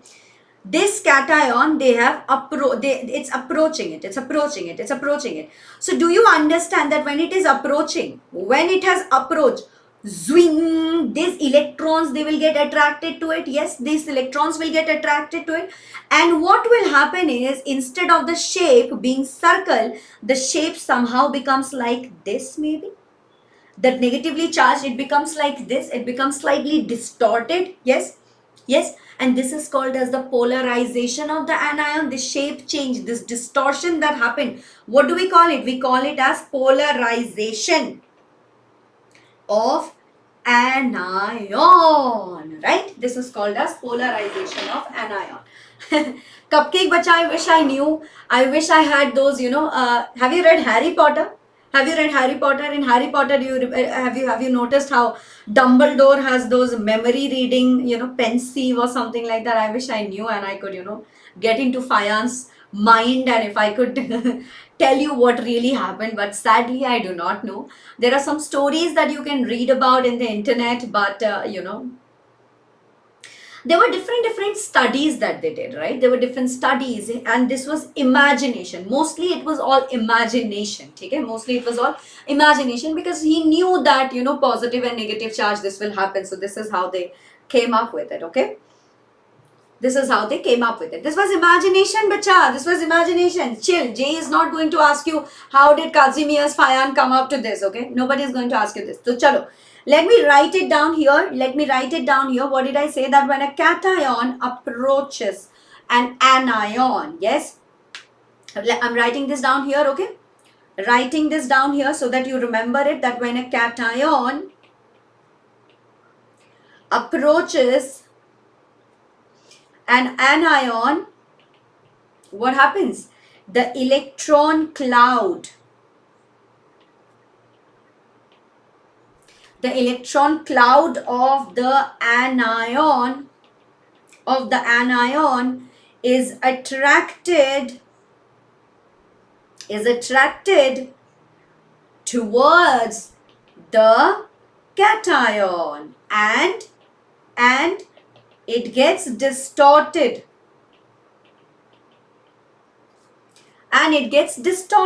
This is called as polarization of the anion. Now here comes two more terms, and that is called as polarizing power and polarizability. What is it? What did I say? This is known as polarizing power and polarizability. What is it? Chalo, let us write that down, everybody. First of all, let us talk about polarizing power. What is polarizing power, everyone? Polarizing power is actually the power of cation. So do you remember this was my cation, everyone? Yes, this was my cation. This was my anion. Now, smaller is the cation. Guys, please look at it and please understand it, okay? Smaller is the cation. What did I say? I said smaller is the cation. Okay? When I say smaller is the cation, that means charge is more. That means it is going to be +3, +2, +4, isn't it? Yes. Whenever there is more charge on cation, it is going to be smaller because there are lesser number of electrons, more number of protons. Am I making sense, everybody? Yes. Smaller is the cation. That means higher is the charge. Higher is the charge on cation. What will you get? You will get more polarizing power. Yes, charge on, higher is the charge on cation, more is the polarizing power. Getting it, everybody? More is the polarizing power. Then we come across another term that is called as polarizability. What is polarizability, everybody? Polarizability is, see, now if you have a large anion, that is you have higher charge on the anion, then what will happen? The anion will get distorted even more, isn't it? Large is the anion shape, it has more negative charge. That means this electron cloud is going to get attracted to the cation even more so. So the tendency of anion to get polarized will increase. Am I right, everybody? Yes. So polarizability is basically nothing but the tendency, okay, nothing but the tendency of anion to get polarized, okay, anion to get polarized, everybody. Okay? Yes. So we understand greater is the polarization, more is the neutralization of the charge, and less is the ionic character, more is the covalent character. All right? Yes, everybody. Are we guys getting this? Yes or no, everyone? Yes or no? Now here comes Fayon's rule. Fayon said that smaller is the cation, greater is its polarizing power, which I have just told you. He also said that larger is the anion, greater is its polarizability. I have just told you that, right? Larger is the charge on the cation, more is the polarizing power. That means that smaller is the cation. Larger is the charge on anion, more easily it gets polarized. That means that polarizability will be happening, yes. But if it is same size and charge on cations, then one that has an electronic configuration of transition metal, that means D block element, that will have more polarizing power. Why so? Because we all know that the D block elements have the worst kind of shielding, don't we? Don't we know this? So exactly. Now tell me, everything that I told you, can it be understood? Can it be understood from SCLA, that is small cation, large anion? Yes. If you have a small cation, then what will happen? If you have a small cation, then you will have a greater polarizing power. If you have a large anion, then it will get more polarized, right? So that way the neutrality will be more and this will become more covalent. This will become more covalent. Are we clear with all of these, everybody? Are we clear with all of these, everyone? Quickly go ahead and let me know so that we can move on towards VBT and VSEPR, everybody. Quickly go ahead. We have a lot many slides, everyone. We have a lot many slides, guys. Now we will continue with VSEPR. VSEPR is going to take us another 10 minutes or so. After that, we will move on towards VBT. Guys, quickly go ahead and let me know. Are we clear with all of these? Is there any doubt here whatsoever? Is there any doubt here whatsoever? Nothing? Completely all clear? Great. Okay. Now, my dear students, we are going to move forward towards VSEPR. Nimi Wilson, you did not understand? You did not understand? Okay, anyway, no, it doesn't matter. Chalo. Now let us take a look at everybody. VSEPR. Okay. What is this VSEPR, guys? What is this VSEPR? VSEPR means valence shell electron pair repulsion, right? Valence shell electron pair repulsion theory. All right? Yes? Okay? So, chalo guys, let us take a look at it. If you just look at the full form of VSEPR, that itself tells us what it means, right? That itself tells us what it means, isn't it? VSEPR is valence shell electron pair repulsion theory. Valence shell electron pair repulsion theory. Have a look at it, my dear student. So, chalo. But the question that comes in your mind probably is, ma'am, why is there another theory? Aren't we done, ma'am? Cossel and Lewis gave some theory. There was octet rule also, ma'am. Why? Because the Cossel-Lewis structure, it could not explain the shape of the molecules. That is why we have valence shell electron pair repulsion. So here what happens is, when you have two atoms, they combine, yes, all interaction between the valence shell electrons are there, right? Yes. So now the electrons have negative charge. All the electrons that are present, they all have negative charge. So when two atoms are combining, this atom also has electron, this atom also has electron, this one also has negative charge, this one also has negative charge. So obviously, like charges repel each other. Don't we know that? We know that. So that means what will happen is, imagine if you have a shape like this, okay? Imagine if you have a shape like this. So this atom and this atom, they will repel each other and they will attract each other also, right? They will repel each other and they will attract each other also. Let's try to understand this a little bit better, okay? Let us try to understand this a little bit better, everybody. If you, okay.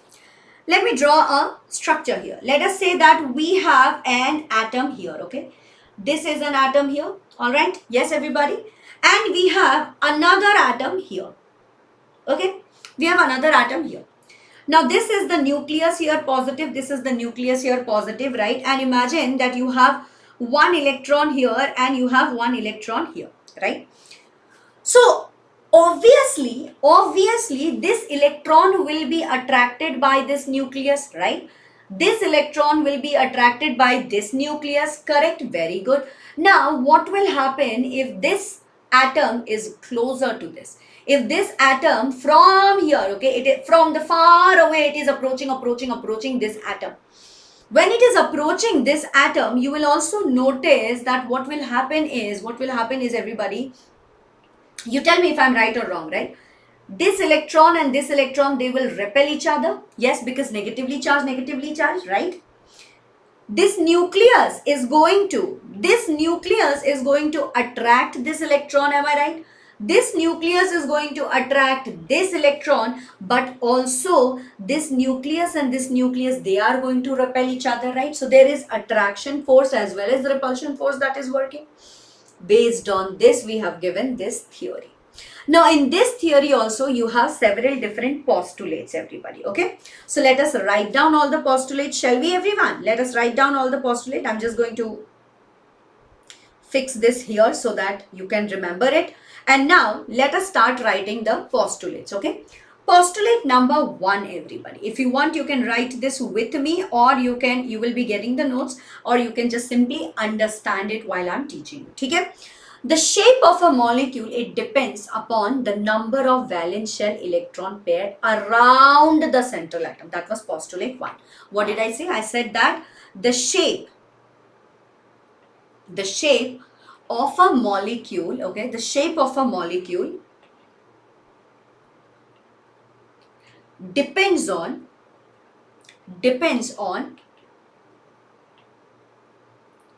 the number of valence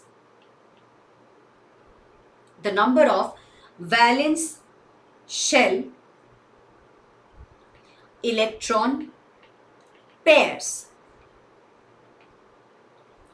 around the central atom. Clear? Alright. Next, everybody, let us take a look at it. Next is postulate 2.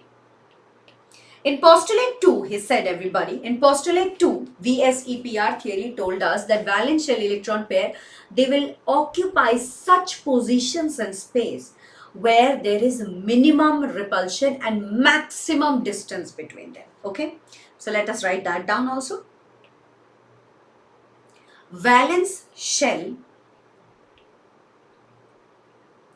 electron pairs. Electron pairs bole to guys, do you understand that we are talking about lone pair here? Exactly. So valence shell electron pair, what they will do is tend to occupy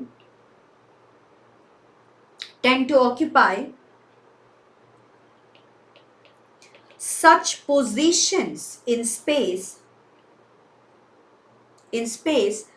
that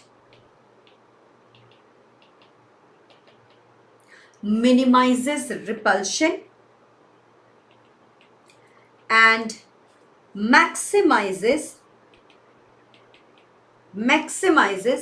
distance between them. ठीक है?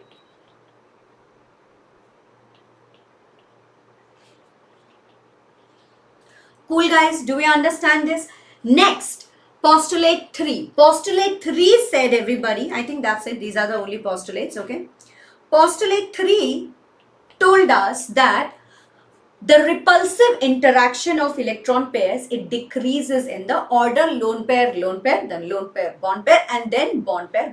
That means the bond pair repulsion is the least. But if there is a lone pair and if there is another lone pair, then the repulsion will be the most. Okay? Yes, that much I think everybody knows, right? Isn't it? So here let me write it down. The repulsive interaction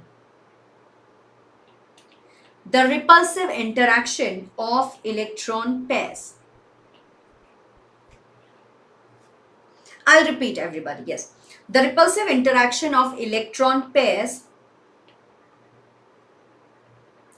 decrease in the order lone pair, greater than lone pair, bond pair, greater than bond pair. ठीक है? Alright. So these are the 3 postulates, everybody. Okay. Oh no, there is postulate 4 also. Sorry. 3 postulate. What was postulate 4, everyone? There was another postulate. Yes, I remember. There was another postulate 4. Postulate 4 told us that, yeah, if there are multiple bonds, okay, if there are more than one bond, that means there are double bond, there are triple bond, that you will treat it as a single electron pair. That you will treat it as a single electron pair, or you will consider that to be a single super pair. Alright, yes. So here let me write that down, that a multiple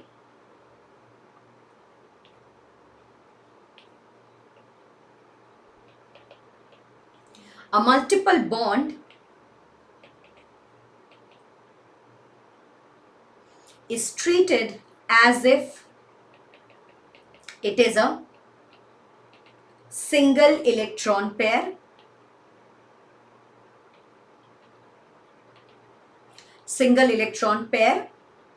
and the 2 or more electron pairs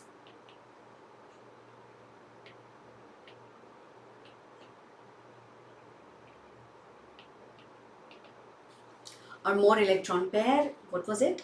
Of a multiple bond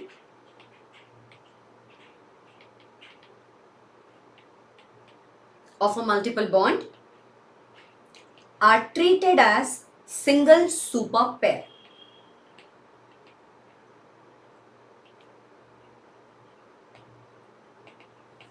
Gotcha, everybody? Yes. So these are the postulate. Now somebody has told me that brain power is asking me to tell the postulate once again. So everybody understand that here postulate number 1 says that if imagine that this is the shape of a molecule, okay? Imagine if this is the shape of a molecule, then the VSEPR theory, postulate 1 says the shape of the molecule, it depends upon how many lone pairs are present for the central atom.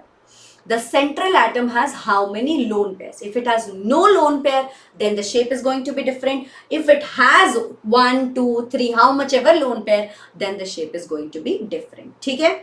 Alright, the second postulate says that if the lone pair, they occupy such positions, okay? They occupy such positions in space where the distance between them is the maximum and the repulsion between them is the minimum. That's postulate number 2.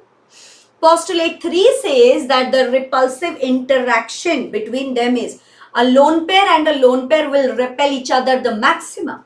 A lone pair and a bond pair will not repel each other so much, and then the bond pair, they will have the least repulsion. Getting it? Yes.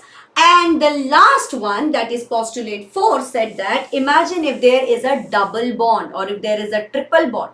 You will not consider that to be as a double bond or a triple bond. You will consider that to be as a single super pair. What will you consider it? You will consider that to be as a single super pair, everybody. Okay, I have just repeated, bacha, just repeated. I hope that you are clear now. Okay. All right. So this is your VSEPR theory, everyone. Okay, this is your VSEPR theory. All right. The first step that you do is whenever you are asked to find out the shape, okay, whenever you are asked to find out the geometry in case of VSEPR, you find out the total number of valence shell electron on the central atom. How will you do that? You will count the lone pairs, you will count the bond pairs. Both you will count. Then you will make sure that the electron pairs are at maximum distance from each other. For example, if you are asked, let's say that, in your exam, you are asked that, beta, what is the geometry for, N2? What is the geometry for N2? Nitrogen, dinitrogen, everybody. Yes, for dinitrogen, we all know that dinitrogen has how many electrons, bacha? Or just nitrogen. Nitrogen has, everybody, 5 electrons, isn't it? So here, that means that there are 2 nitrogen. Out of these 2 nitrogen, what I can do is, I will put here 3 bonds and then here are your lone pair, here are your lone pairs. So step number 2 is that you will place the electron pair which are not taking part, which are not bonding. Place them at the farthest distance so that the repulsion is the least. So here what I've done, this is the farthest, isn't it? I can keep it here, I can keep it here, I can keep it here. It will not be the farthest, but right at that position, they are the farthest away from each other. So this is how you do it. Are we clear, everybody? Are we clear? Right? Now, VSEPR had certain advantages. Yes, it was simple, right? Yes, we only needed electronic configuration to draw the shape of the molecule. And we don't have to remember the shape of all the molecules because it was easy and we can, on the go, we can reproduce the shapes and the geometry. Absolutely, we can do that. But the limitation was that it could not tell us about isoelectronic species. It could not talk to us about transition metal compounds. And it could not be based on quantum theory. This was the old classical mechanics, everybody, and it could not predict the nature of the molecule. That these are the limitations of VSEPR. Okay. All right, everybody, getting it, guys? Are we clear on this? Are we clear on this? Are we clear on this? Acha, now let us quickly come towards something that is called as percentage S character. Okay. Let us quickly talk about percentage S character and what is that. Because from here, there are chances that you will be getting some question. Percentage S character is very important. So imagine that we have the orbital. Okay? We have an orbital here. And let us talk about the percentage S character here. So guys, if we have just S orbital, If we have just s orbital, my dear student, we all know that s orbital looks like this, right? S orbital looks like this. What do you think is the percentage as character? I have just told you that we have just s orbital. If it is just s orbital, then the percentage s character is going to be 100%. Agreed? Yes. If I have just p orbital, guys, the p orbital, they look like this. What is the percentage as character? Just p orbital. That means percentage as character is 0%, obviously, because we just have p orbital, right? But now if I tell you that we have s and p, we have s and p, that means that it is going to look somewhat like this, because this is s, this is p. Now S is giving 50%, P is giving 50%. So how much is the percentage as character? 50%. Very good. Okay.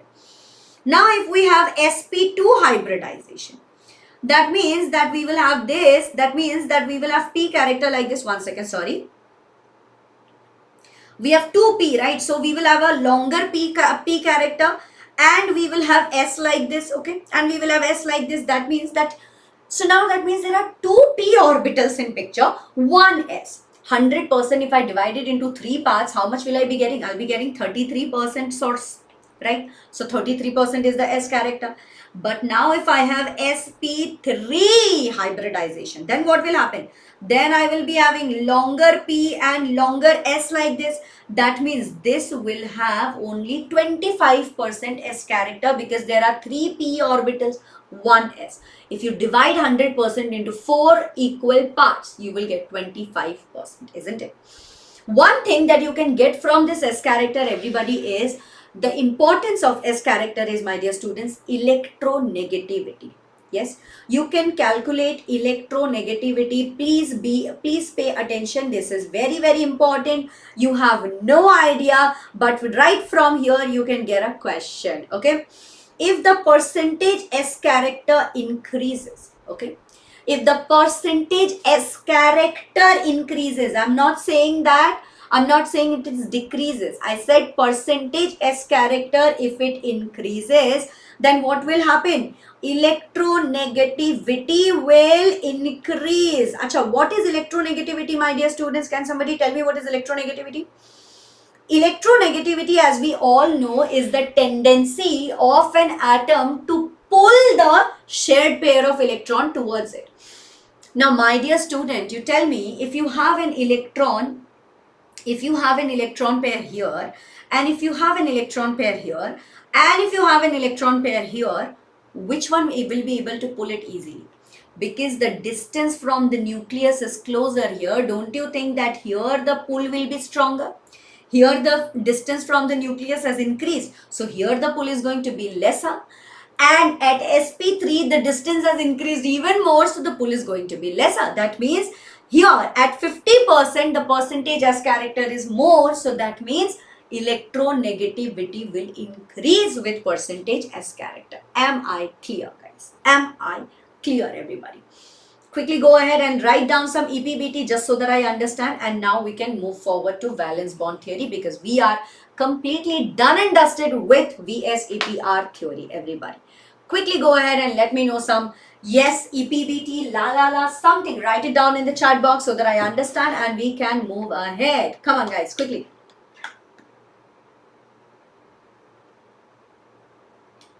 Yes.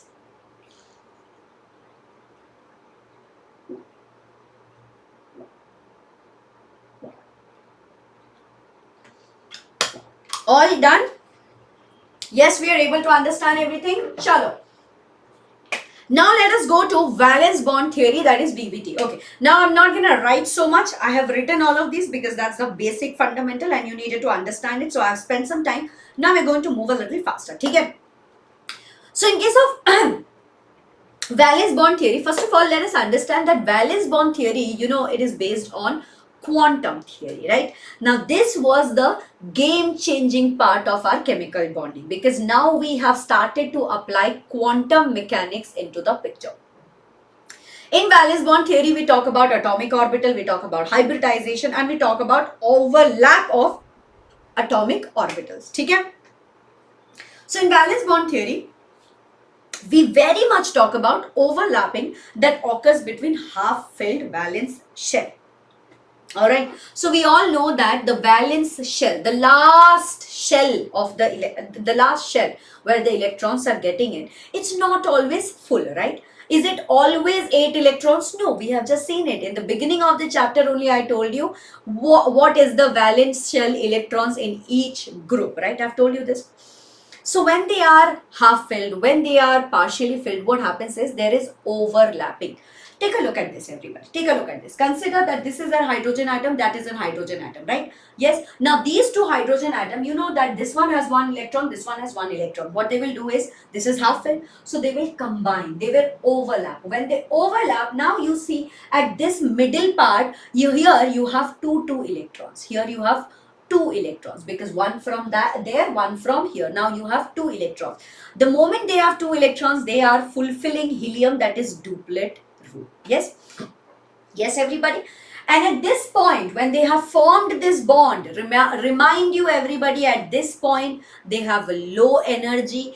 If the nature has told us that whenever a system has a low energy, it is going to be stable, it is going to be highly stable. So when these two, they have bonded, when these two, the atomic orbitals have overlapped, there is low energy, that means high stability. And you know what, when the extent of overlapping increases, the bond strength also increases. That is obvious, isn't it? Yes, that is obvious. Am I right, everybody? See, if I just, if I try to mingle my fingers like this, it is easy to break it, right? It is easy to break it. But if I overlap it like if I overlap it like this, will it be easier for you to break the bond? No.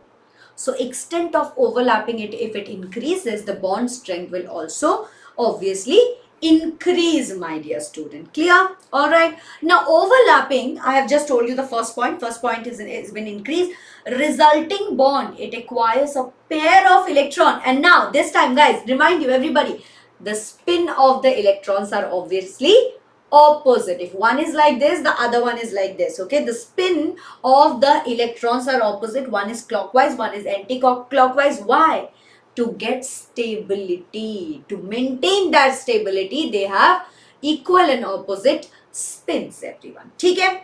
All right, the next point, everybody, is that the orbitals, they come closer to each other from the direction in which there is maximum overlapping. See, you have to understand it this way. Okay, if my hand is like this and if my other hand is like this, is there overlapping here? Now, no, right? No, isn't it? But if this hand is like this and if this hand is like this, see, now the overlapping can be maximum, isn't it? Both the fingers can hold on to each other, isn't it? They are, so basically the orbitals, they are not going to approach like this. The orbitals, they are not going to approach like this. Rather, they are going to approach like this, so that maximum overlapping can happen. Am I clear, everybody? That means that the covalent bond, it has directional character. Okay, what does it have? It has directional character, my dear student. Do we get this, everybody? Do we get this? Chalo. Moving on here. See, this is what I wanted to show you. Look at this. Look at this. How they have opposite spins here and they have, come together. See the overlapping happen? Ah, yes, exactly, my dear student. Are you all able to see this, everybody? Yes? Are you all able to see this?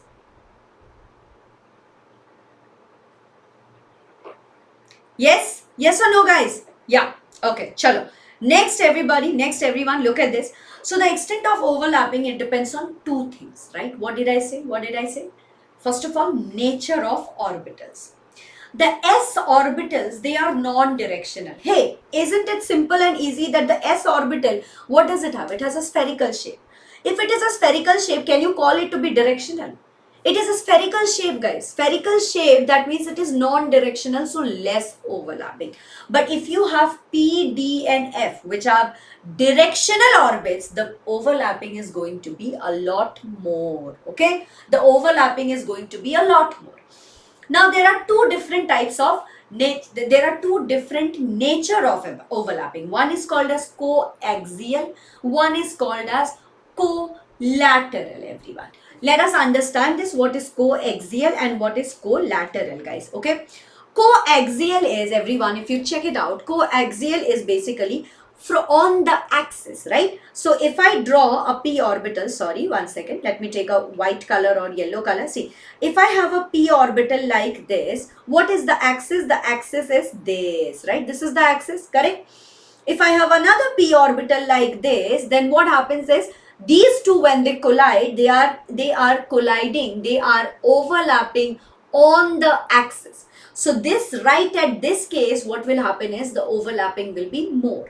Now what is collateral, everybody? Imagine if I have a p orbital like this, the axis is here, and here you have another p orbital. This time the overlapping will be here and the overlapping will be here, and the surface area for overlapping is very less. Hence we have just told you that the collateral overlapping, the extent will be much lesser. Are you guys getting it, everybody? Yes? Alright. So what happens is, in case of coaxial overlapping, by the way, my dear students, the PP overlapping is much more than SP, and then it is SS overlapping. SS overlapping is the least, PP overlapping is much more than the SS overlapping, which we can clearly see it, isn't it? You can clearly see it. See, when there is a PP, in fact, they can come even more closer. Don't you think so? Don't you think so, everybody? Yes? Array, what just happened? Yes, we have just noticed, right? Obviously, the PP orbital, because they have lobes, what will happen is the overlapping will be a lot more than the SS or overlapping. Yes, guys, are we clear on this? Are we clear on this, everybody? As you can see, check it out, right here. See, these two, they can come even more closer, right? These two, they can come even more closer. And here, the p orbital can actually get inside the s orbital, right? But see, SS overlapping, how much more can it even happen? Both of them are spherical in shape, absolutely spherical in shape. Right? Do we understand this? Yes, we understand this. Now, guys, one more thing is that if the value of n, what is n, everybody? N is your principal quantum number. Right? We have studied about this in structure of atom. N is your principal quantum number. So, if you have more n value, then the bond strength decreases. Yes, the bond strength will decrease if you keep increasing the principal quantum number. Got it? Yes. If n is the same, if the value of n is the same, then what will happen? Then you have this sort of figure. Yes, you have this sort of descending order that you can write. For example, 3s and 3p will be lesser than 2s and 2p. 1s and 2p will have the greatest overlapping. Alright, I mean 1s and 2p will have the greatest bond strength, everybody. Okay? Alright. Now, everyone, when the overlapping of atomic orbitals occur, there are different types of overlapping that is happening. Okay, there is something that is called as positive overlap, there is something that is called as a negative overlap, and there is something that is called as zero overlap. For example, everybody, imagine that if you, okay, let us try to understand this. Zero overlapping, it's very easy to understand, everyone. Okay, it is absolutely easy to understand. So check it out, everyone.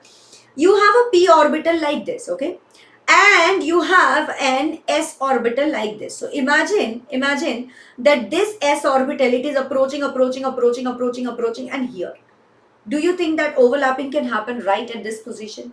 Is there an overlapping that is possible here? No. This is called as zero overlap, everyone. What is this called as? This is called as zero overlap, okay.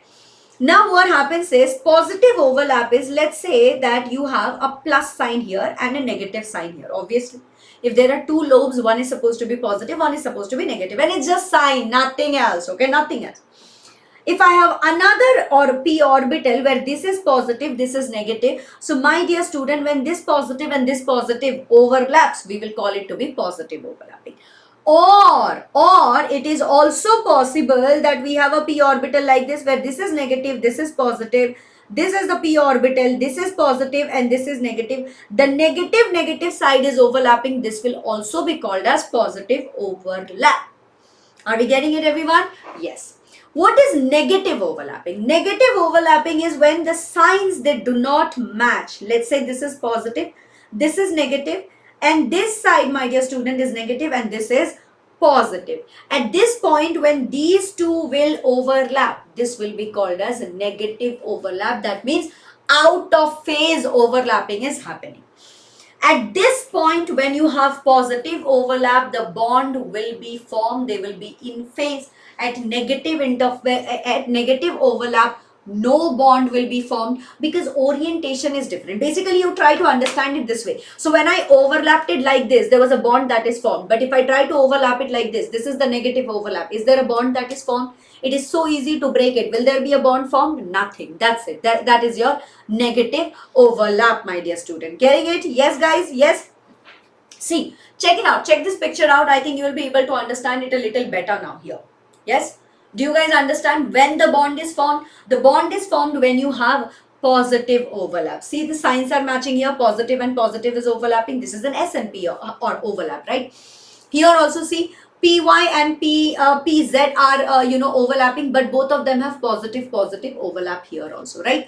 But here you see PY and PY, yes, this is also positive overlap, although this is a collateral overlap, not coaxial, but still this is a positive overlap. And here also see positive, negative, right? So this is also a bond is formed, positive overlap. Guys, are we clear? Yes. Okay, we are clear with it, right? But at this point, the bond is not formed because see, a negative and a positive has overlapped. Bond is not formed. See, negative, positive, negative, no overlapping. Bond is not formed. Here also, if you see positive and negative, no. These two phases are out of phase here. This is out of phase, right? So this case, no overlapping is formed, okay? And this is your zero overlapping. See, I told you, a P and an S. Where is the overlapping? No overlapping, right? Here, see, a PX and PY. PX is like this. Okay, PX is like this. PY is like this, right? PY is like this. How will they overlap? Where is the overlap, guys? Where is the overlap? Huh? Maybe one electron they're forming a bond. What kind of a bond will be formed here? So this is called as your zero overlap. Clear? But obviously valence bond theory was also not the best kind of theory because it also had limitation. Now this theory, it ignores the fact that electronic distribution of isolated atom can be affected by the presence of other nuclei or other molecules that are there, right? Magnetic properties of the molecule was not justified by valence bond theory, which we have studied, which we study in coordination compound in class 12 as well. That VBT was basically jugaad, right? Valence bond theory, when it comes to decide what is the magnetic property, it was a complete jugaad.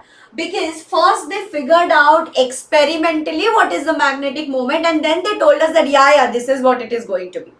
Right? Yes. So according to valence bond theory, O2, dioxygen, is supposed to be diamagnetic, but experimentally we know that oxygen, dioxygen is paramagnetic, and this we only understand in case of molecular orbital theory. Alright, yes, it does not explain the bonding in odd electrons. Wherever you see there is odd electron like O2 minus, NO, H2 minus, H2 plus, we cannot understand how the bonding is happening.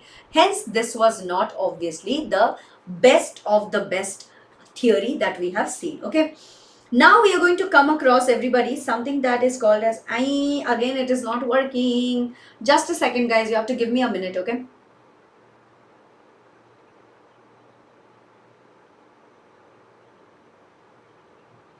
Just a minute.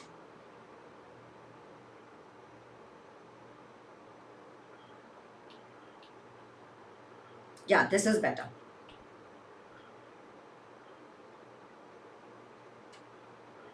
Array, again it's not working. Sorry guys, 1 second.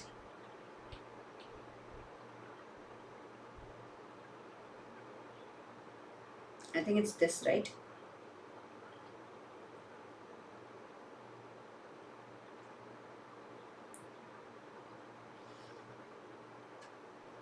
All these are done. We have to quickly go to sigma and pi bonds. Yes, now we come across sigma and pi bonds. Okay, here. Yes, guys. So this With this diagram, I believe that you will be able to understand what is sigma and pi bond very easily. See, there are two types of bonds which we all know. There is sigma bond and there is pi bond, right everybody? Yes, there is sigma bond and there is pi bond. Am I right everybody? Yes. Now when do you get sigma bond? Sigma bond you get when an s and an s orbital, when an s and a p orbital, when a p and a p orbital, yes, when they are combining, that's when you get a sigma bond. All right everybody? Yes. But pi bond is formed when, see, collateral. Yes, this is your pi bond. See, sidewise, there is sidewise overlapping and you get two cup shape orbitals. You get two cup shape electron cloud. That is called as your pi bond. So obviously sigma bond is stronger, pi bond is not so strong. Okay? Alright, the sigma bond, when you have a head-on overlapping like this, head-on overlapping, at this point you get a sigma bond, but when there is a side-by-side overlapping where only this part and only this part are overlapping, that's called as your pi bond. Guys, are we clear? Are we clear with our doubts everybody? Yes. Head-on overlapping or axial overlapping, that is called as your sigma bond. So then you have SS overlapping, SP overlapping, and you have PP overlapping, as I have just told you, my dear students, right? I've just told you. So you have SS overlapping, SP overlapping, and PP overlapping. Okay? Now let us take a look at each one of them. Okay? What is SS overlapping? When there are two half-filled s orbitals overlap, like how we saw the hydrogen-hydrogen, hydrogen-hydrogen overlapping. And see, this is your internuclear axis, isn't it? This right here is your internuclear axis. Correct, everybody? At this point, when the overlapping is happening, this is your SS overlapping, and this forms a sigma bond. Clear? Great. Coming to SP overlapping, everyone, look at it. See, the overlapping will happen between a half-filled s orbital and there will be a half-filled p orbital. At this point, once again, you have the internuclear axis right here. Right here, everybody. And see, the SP overlapping is done this way, and this is also a sigma bond.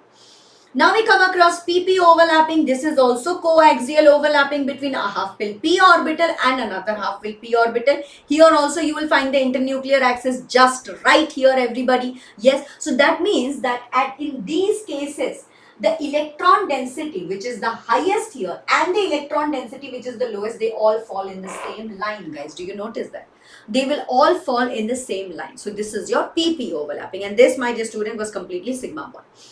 Now coming to pi bond, we know that this type of covalent bond is formed when there is sidewise or parallel or lateral. Do you see, guys? This is lateral. So here what happens is that the internuclear axis, right? Internuclear, okay. One second, guys, one second. I want to edit this.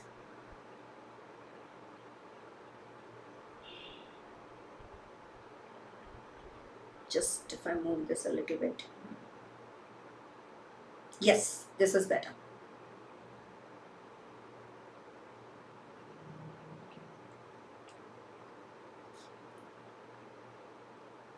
Once again, it's gone.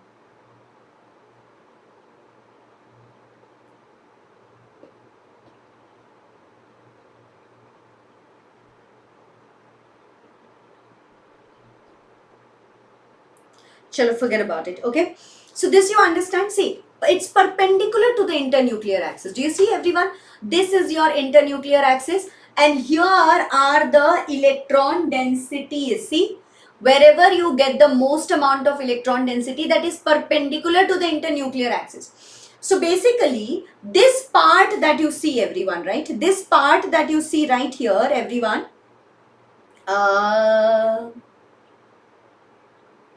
this part and this part that you see, you can also denote it like this, like two cup shaped, right? We can denote it like two cup shaped, isn't it? So this will show us the pi bonding, everybody. This, my dear student, is our pi bonding. Okay? Alright. And this type of covalent bond, it is formed just because of the sidewise lateral. This is also called as collateral. Just like how we read about coaxial, this is called as collateral, everyone. Okay, here the overlapping takes place on both sides of the internuclear axis. If this is internuclear axis, This is one side, this is one side. On both the sides, you will have the overlapping. Yet, it is not as strong as the sigma bond, guys. That's important, right? Okay. All right. So, now we see that formation of a bond. Whenever you have a pi bond that is formed, what happens is the bond distance between the two atoms, bond distance between the two atoms involved are, check it out. See, if the bond type is single bond, okay, C, single bond C, then the bond length becomes, everybody, you will notice that the bond length becomes here 1.54 angstrom. The moment you have a double bond that is introduced at that point, then at that point what happens? The bond length has reduced 1.34 angstrom. Now when you have triple bond, the bond length has further decreased and it is 1.20 angstrom, everybody. Is this clear? So whenever you have pi bond, what happens? The bond length decreases. Alright, now let us try and solve a question. What do you all say? Chalo. Let us try and solve a question, everyone. And the question, my dear student, is right on your screen. Yes, the question, everybody, is what is the total number of sigma and pi bonds in the following molecules? Let us calculate it, everybody, one by one. Chalo, let us calculate it. Yes, we will have to draw the structures, by the way. Okay, let us draw the structure for C2H3Cl. C2H3Cl. So that means it will be C double bond C, 1 Cl. If I write here, you will have 1 H. Okay, here you will have 1 H and here you will have 1 H, right? CH3, C2H3, Cl. Okay, so here how many? 1, 2, 3, 4, 5. 5 sigma bonds, right? There is 5 sigma bond and you have 1 pi bond. Am I right, everybody? Yes, very good, great. Okay. Next, what do you have? Next, we have CH2Cl2, everybody. What is CH2Cl2? Chalo, let us take a look at it. Yes, CH2. So, you have 1 Cl here. You have 2 hydrogen and you have 2 Cl. So, 2 Cl, 2 Cl, 1 hydrogen, 1 hydrogen. Here, all of them are sigma bonds. So, we can directly write it as 4 sigma bonds. Okay? Alright, for this one, we can clearly see that the structure is already made for us. So now let's calculate. You have 1, 2, 3, 4, 5, 6, 7, 8, 9 and 10. There are 10 sigma bonds, my dear students. Yes, there are 10 sigma bond here. And how many pi bond? You have 1, 2, only 2 pi bonds, no? 2 pi bond, isn't it?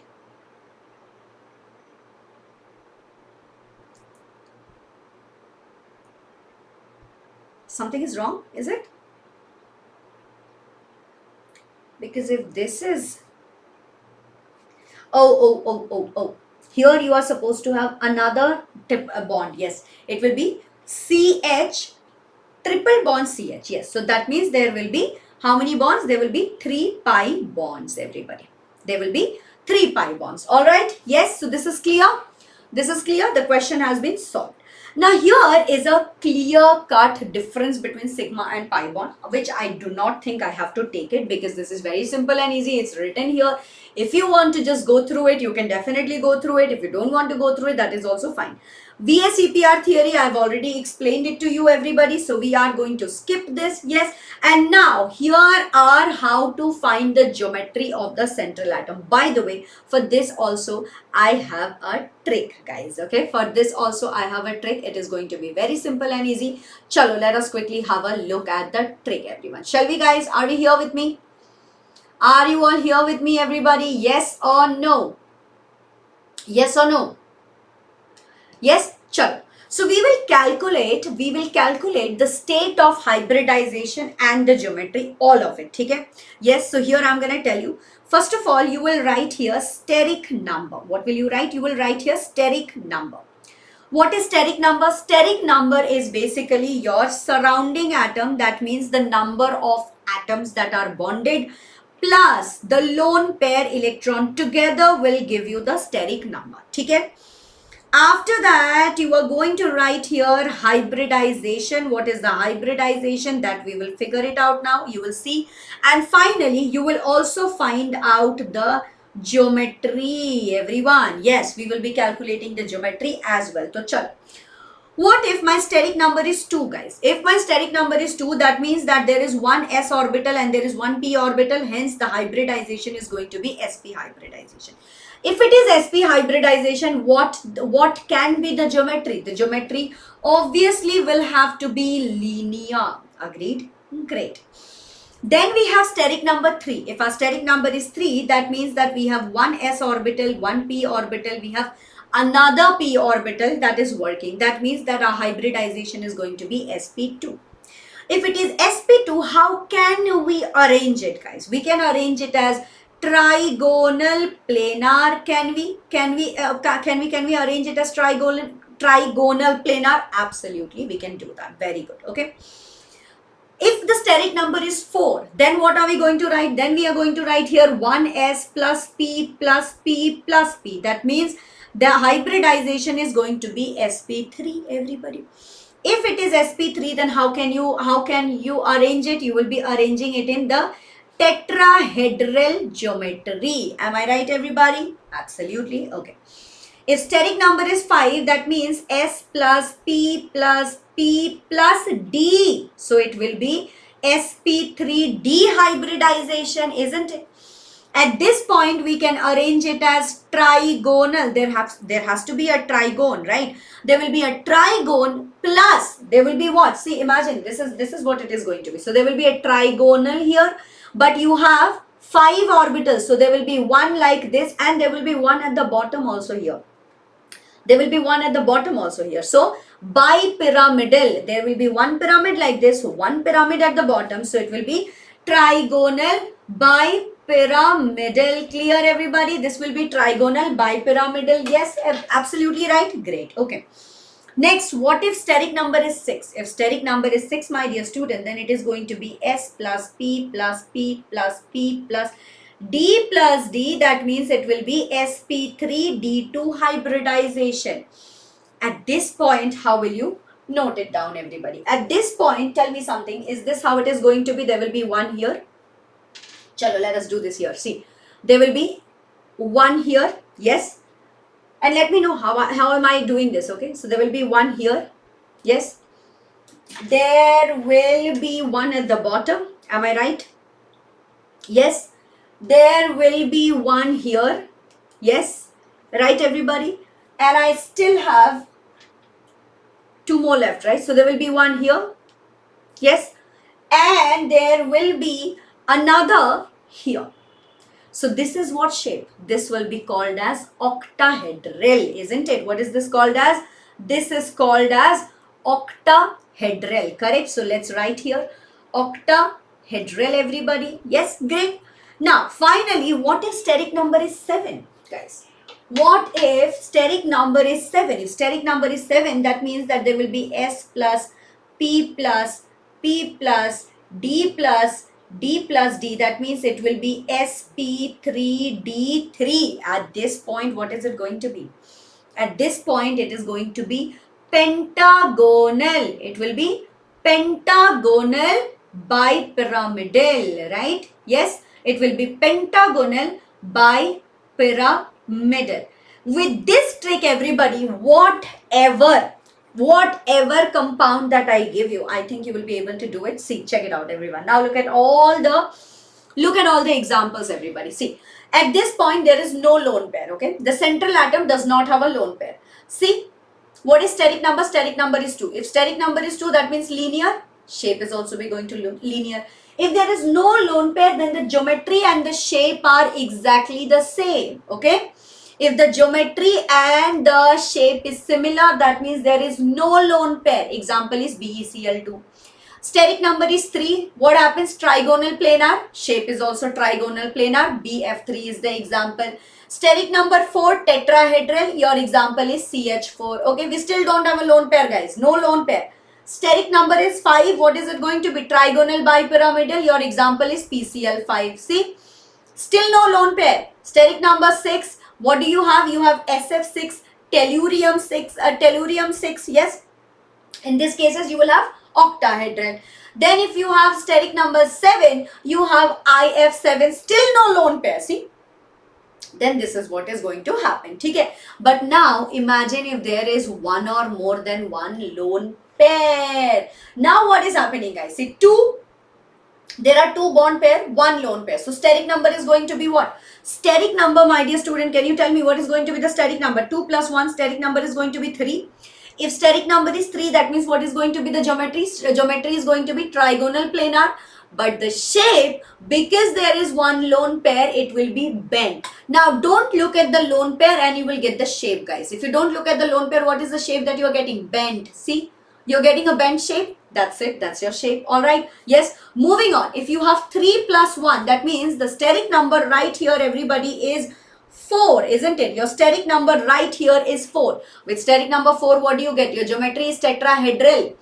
But if you don't look at the lone pair, what is the shape, guys? The shape looks like a pyramid, isn't it? So this is a trigonal pyramidal. Your example is NH3. Look at this, 2 plus 2. Steric number is still 4, geometry is still tetrahedral, but for H2O, now see there are two lone pair. Let's cover the two lone pair. What is the shape? The shape looks like similar to SO2, oxygen or ozone, that is O3, right? The shape becomes what? The shape becomes bent, everyone. Cool? Yes. Moving on, what if you have steric number 5, everyone? Let's suppose that we have steric number 5. If steric number is 5, then what is going to be the geometry? The geometry is going to be trigonal bipyramidal, right? But now do not look at the lone pair. What is the shape, guys? The shape is looking like a seesaw, isn't it? The shape is looking like a seesaw, everybody. Great.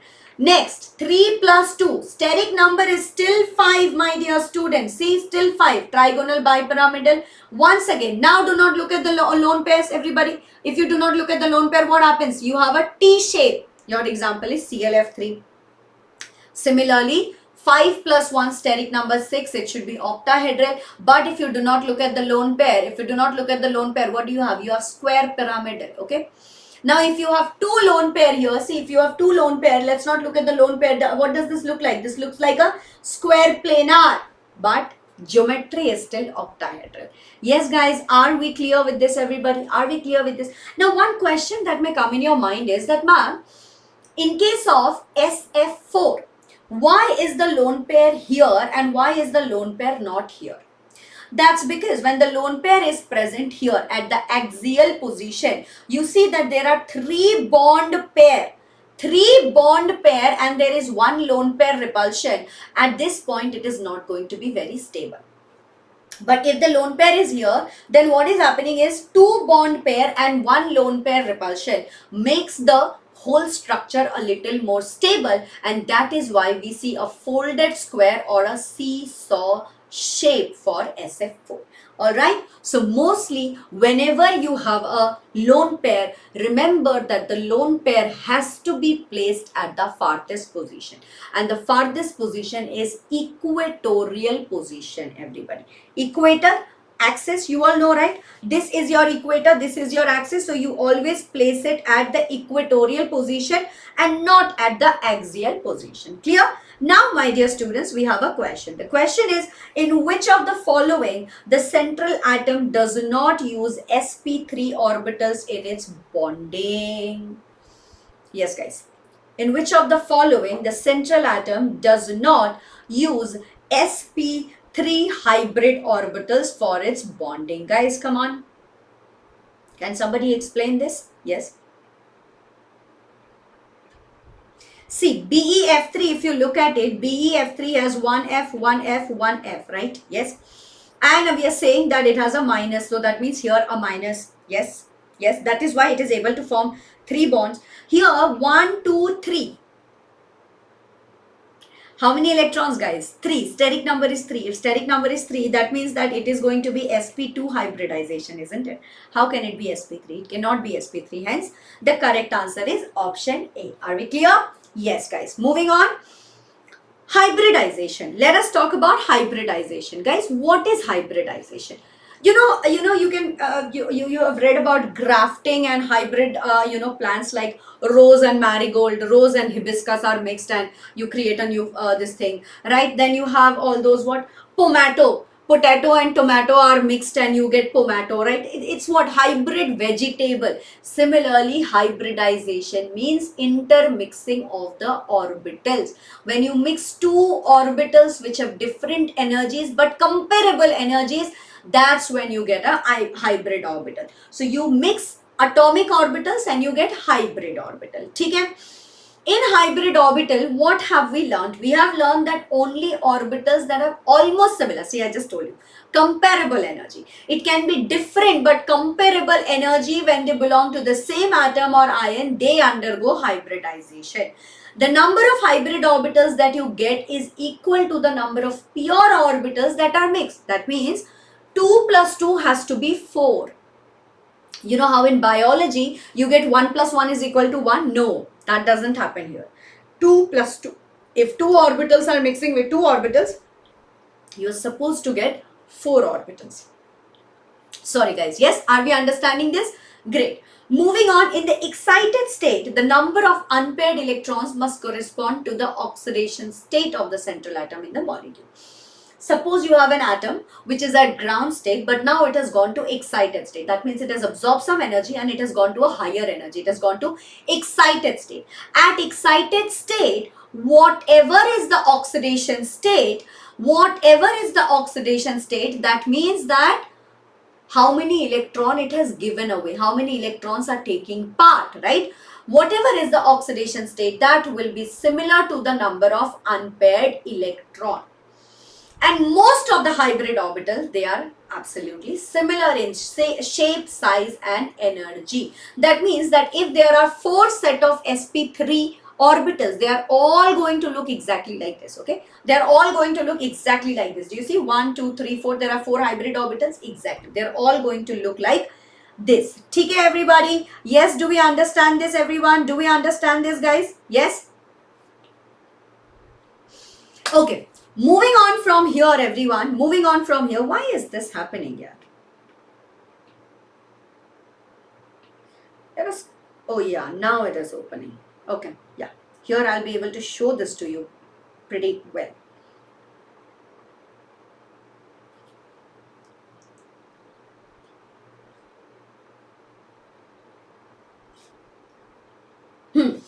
Yes, so you can see this, right? Next, see. Hybridization will not happen. Yes, hybridization will never take place when there is an isolated atom. If an isolated atom, but it occurs only at the time of bond formation. If there is a single atom, somewhere it is there, okay? Single atom, isolated means single atom. It's somewhere there. At that point of time, it won't have hybrid orbital. Only when this atom is going to combine with somebody, at that point you will get hybrid orbitals. Getting it? Yes.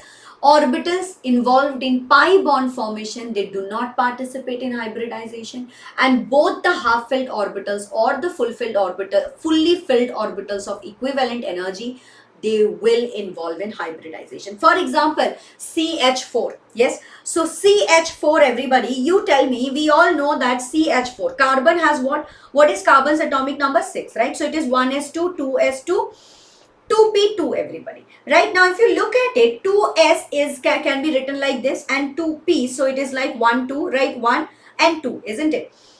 What carbon will do, no, my dear student, it will excite itself and send the s orbital to the last p. Now, all of them will have single occupants. Yes, all of them will have, see, 1, 1 and 1, right? At this point, 4 hydrogen will come and then they will mix up with each other.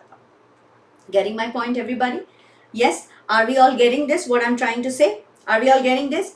Exactly. See, this is what happens. From 2s, it sent it to 2p and then it is going to participate in the hybridization. Okay? Alright, the hybrid orbitals, they will be distributed in the space as apart as possible because limited, there should be always a limited repulsion. Okay? And so that it also gets a definite geometry. The molecular geometry, there should be a definite geometry to it, right? The molecules, again, see, science always makes sure that they are following rules. Yes, it's not going to be haphazard. No, it's not going to be haphazard. Here also you will get a definite molecular geometry. Okay? Hybridized orbitals, they provide efficient overlapping.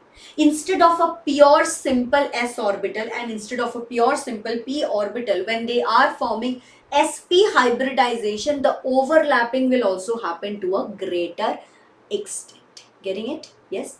Hybrid and you know what? They have higher stability because they have lower energy levels. Because of lower energy level, they have higher energy. Okay? Now look at it, my dear students. See 1s and 3p orbitals, how they say. 1s and 3p orbitals, 2px, 2pz and 2py, right? All of them, they will mix up together and they will form a hybrid orbital like this. Exactly. This is how they are going to form. Alright. This is clear. This animation, I suppose, was very clear. And they are going to form 4 new hybrid orbitals. See 1, 2, 3, 4. You saw 4 lobes here, isn't it? Exactly. That is what you're going to get here. Okay? Alright. So basically we can denote it this way. Now once the hybridization has happened, are you going to still write it as S and P, X, P, Y, P, Z? No. All of them are going to be sp3, sp3, sp3, sp3. Clear hai everybody? Is hybridization is making sense? Hybridization, are we understanding everyone? Yes? Are we able to understand hybridization? Yes? Okay. Now, if you want to predict hybridization, here is the formula. Number of hybrid orbital is equal to half of total number of valence electron in the central atom plus total number of monovalent atoms, that means only one single electron they can give away, monovalent, minus charge on cation plus charge on anion. That is how you calculate hybridization. Yes, and we all know the types of hybridization that you get. If you have s and p orbital combining, then you will get sp, sp3, sp2 hybridization. If you have s plus p plus d orbitals combining, then you will get dsp2, sp3d, dsp3, sp3d2, right? So these are the hybridizations that we get. Okay? Then here, this has been made into in a little detailed manner, everybody. So you have sp hybrid orbital example, sp2 hybrid orbital example. Then you have all the examples are given to you. But like I said, I will be giving you the notes. It basically, I don't really have to teach you because you know all of these and how the hybrid orbitals will occur. Okay? So hybridization is over, everybody, and I'm hoping that you all know it. We are now moving towards MOT, that is your molecular orbital theory. Who gave this molecular orbital theory?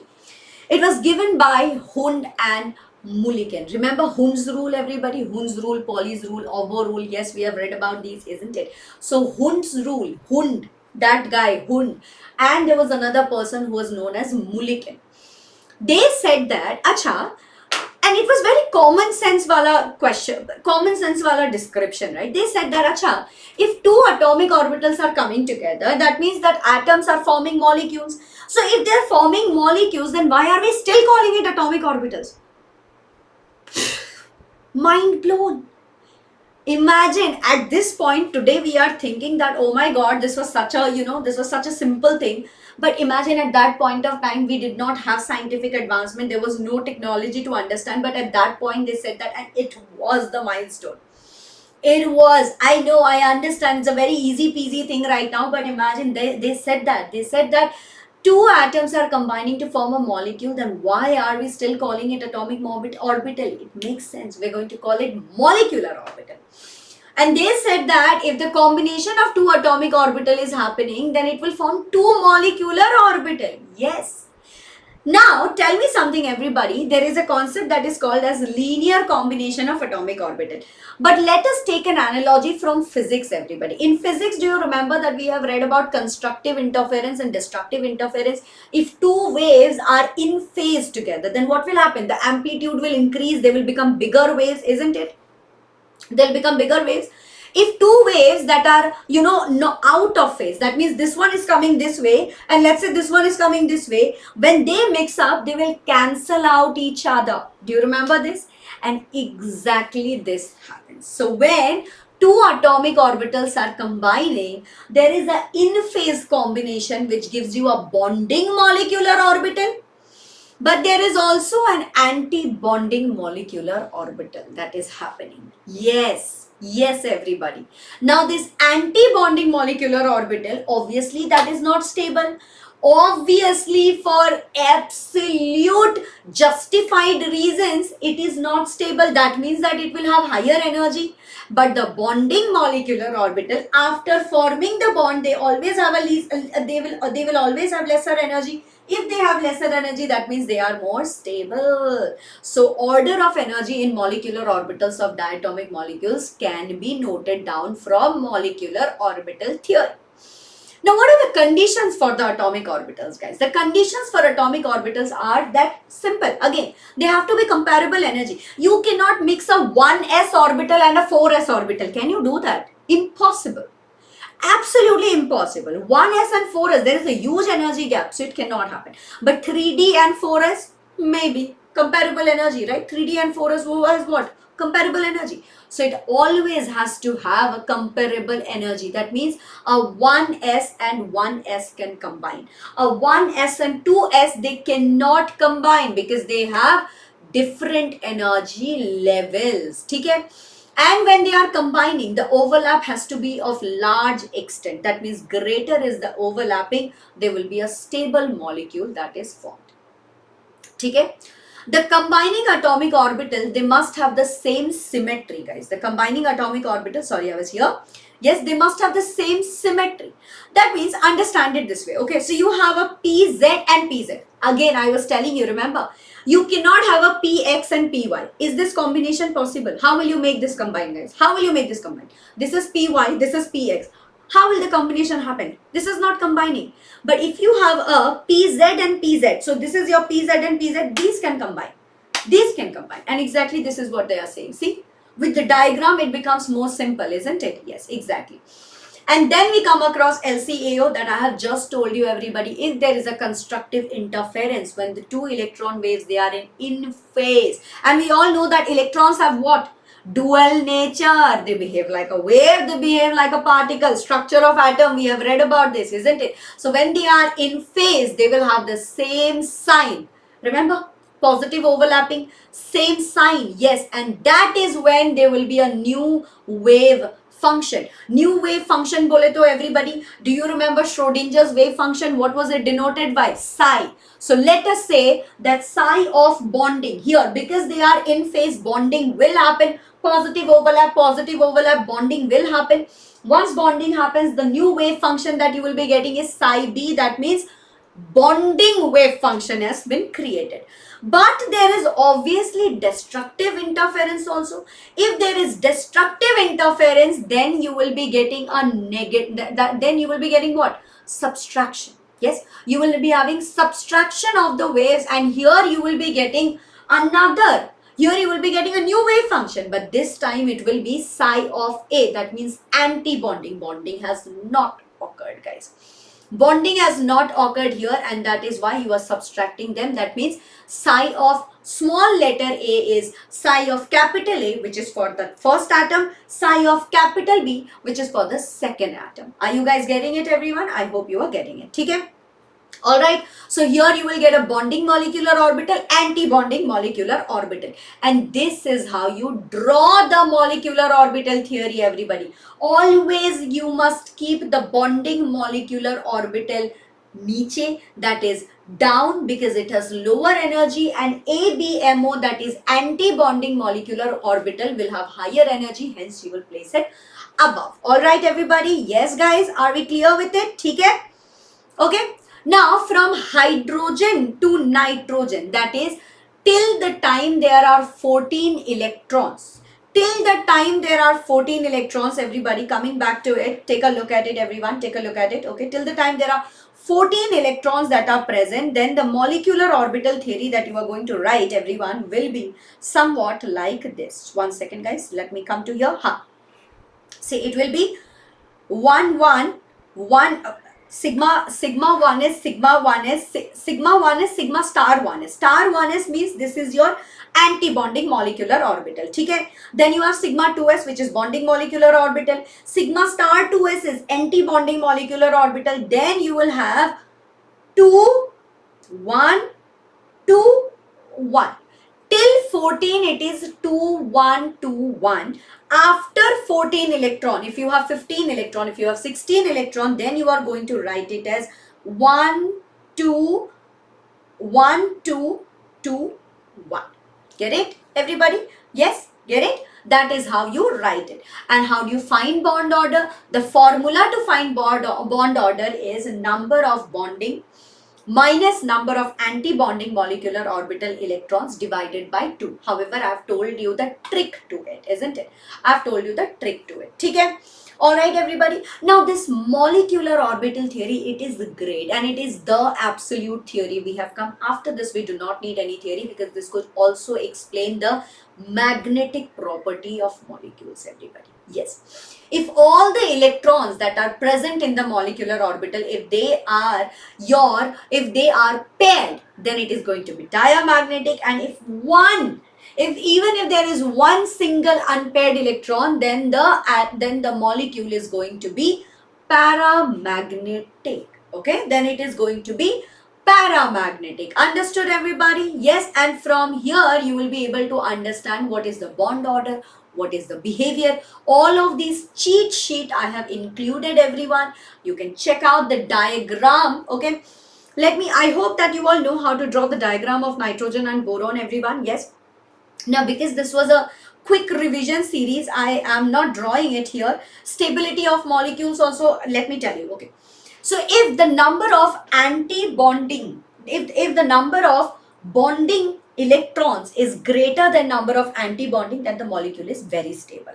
Okay, but if the number of anti-bonding electrons are more than number of bonding electrons, then the molecule is highly unstable. Yes, and if both of them are equal, that also means that the molecule is unstable. All right. Hi, Kavi's creation. Thank you so much, Bacha. I hope that you are able to solve all your doubts. Chalo. Now here is a question, everybody. Let us read the question. And the question is, formed by mixing of atomic orbitals through LCAO, that is linear combination of atomic orbitals. The correct statement about molecular orbital are. Statement A is bonding of molecular orbital are formed by the addition of wave functions of atomic orbital of the same phase. This is true, isn't it? We have just read about it. This is true. Statement B, everyone, is anti-bonding molecular orbitals are formed by subtraction of wave function of atomic orbitals of the same phase. This is also true, absolutely right. Non-bonding molecular orbitals, they do not take part in bond formation because they belong to inner shells. Absolutely true. Why am I writing false, false for true, true, everybody? And none of you told me. So this is true, and this is true as well, isn't it? Yes. Anti-bonding molecular orbitals provide stability to molecules while no, this is wrong, guys. This is absolutely wrong, right? We have just read that no, the anti-bonding ones actually create the instability because they have higher energy. The bonding ones, they create stability. Yes. Bond order, I have taught you. Bond length, I have taught you, right? Okay. All right, everybody. Achha, here is something that we need to take a look at from the Google slides so that we can understand the picture. What is the picture?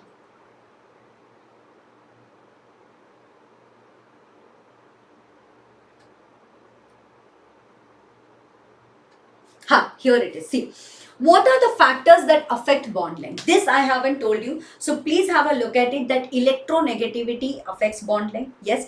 Apart from electronegativity, you have to also understand that electronegativity is inversely proportional to bond length. That means if electronegativity increases, bond length will reduce. Bond order, that is number of bonds, if it increases, that means bond length will decrease. Hybridization also affects bond length, everybody. And the last one is atomic radius. If atomic radius increases, bond length will also increase. So chalo guys, let us solve a question, everybody. Shall we? Let us solve a question. The question is, arrange the given species in increasing order of OO bond length, H2O2, KO2, Na2O2 and O2. You know what? I'm going to give you this homework. Once your maths exam is over, you will be getting the slides in the Telegram channel. Go for it. Take a look at it and, try and solve this. I think you will be able to do it. Okay? This is also exceptionally just your molecular orbital diagram that you have to draw, everyone. So chalo, I'm gonna draw it for N2 everyone and show it. Okay? For N2. In your examination, you don't have to draw that, that big image and everything. What you can do is for N2, see, this is one nitrogen, this is one nitrogen. Just draw these lines, okay? Sigma 1s, sigma star 1s, sigma 2s, sigma star 2s. What did I tell you? Till 14, it is 2, 1, 2, 1. है ना? Till 14. So here you are going to draw 2, then 1, then 2, and then 1. So this will be your sigma 1s. This will be your sigma star 1s. This will be your sigma 2s. And this is going to be your sigma star 2s. Here you will have pi 2px and pi 2py. This will be sigma 2pz. This will be pi star 2px and pi star 2py, and this will be sigma star 2pz. Now nitrogen has how many electrons, guys? Nitrogen has 14 electrons. So that means 1, 2, 3, 4, 5, 6, 7, 8, 9, 10, 11, 12, 13 and 14. So nitrogen is diamagnetic because all of them are paired, and this is how you draw the molecular orbital theory diagram.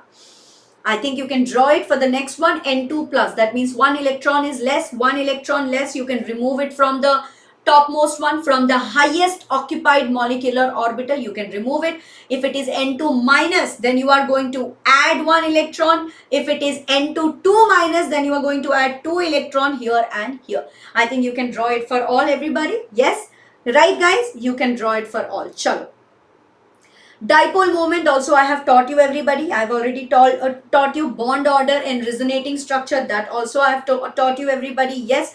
Chalo, now here, the bond order of NO molecule is, guys, let's count the electrons and I think we can easily figure it out. See, for nitrogen has 7 electrons and oxygen has how many? 8 electrons. So 7 plus 8 is how much? 8. 1, 2, 3, 4, 5, 6, 7. 15 electrons, right? If it is 15 electron, everybody, what is going to be the bond order? For 14, it is 3. Then for 15, it is going to be 2.5. So from here, see, the trick was easy, isn't it? The trick just taught you how to do it in 1 second. You can do this, right? And finally, guys, we come across the weakest of the forces, that is your van der Waals forces. You have intermolecular forces, that is van der Waals forces. Yes. Now, intermolecular attractions, right? They are hold between 2 or more molecules. This is the weakest type of forces, which we know. In the beginning of the session, I told you that I'll be teaching you the weakest type of forces, that is van der Waals and hydrogen at the end, everyone. So we have come to the end. After that, we have just some more questions that you can do it for homework. We will be done. 2 o'clock, I'm finishing the session because you need a little bit of breather space. You also have your maths examination. So now these weakest type, there are several of them. There is ion dipole attraction. There is dipole attraction. There is ion induced dipole attraction. There is dipole induced dipole attraction. And there is induced dipole, which is called as dispersion forces or London forces. And the strength of the van der Waals forces as such. So ion dipole attraction, that is the strongest. Then you have dipole attraction. Then you have ion induced dipole attraction. Then you have D, that is dipole induced dipole attraction. And finally, E is the weakest, that is the London forces. They are the weakest of all, everybody. Okay? So now the question is that, ma'am, what is ion dipole attraction? This ion dipole attraction, bacha, as per the name, I think you can understand that there will be a dipole. That means there is a polar molecule.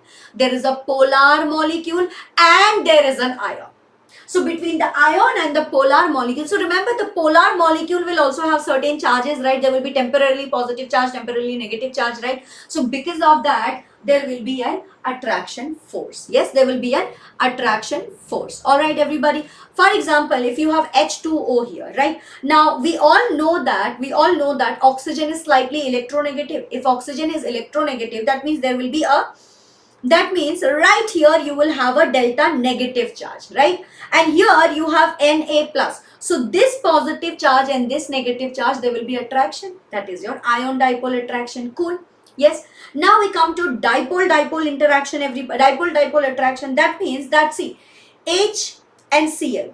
Cl is negative. Cl is electronegative more than that. Yes. And so this Cl now will attract the other molecule that you have of HCl, and that will be called as your dipole-dipole attraction. Am I making sense, everybody? Am I making sense, guys? Yes. Now you have ion-induced dipole attraction. So imagine you have a non-polar molecule. So if I have a Cl and a Cl, that means that if I have Cl2, I have a molecule Cl2. Now both the Cl are going to, pull the electron towards them equally, because they are equal, right? Because they are equal in nature, so they are going to equally pull the electron. That means this is going to be non-polar. But here you have a positive ion, that means you have a cation, and imagine cation is approaching. If the cation approaches, do you remember that the anion gets a little distorted? Yes, so anion is going to get distorted, and here you will have an ion-induced dipole moment, right?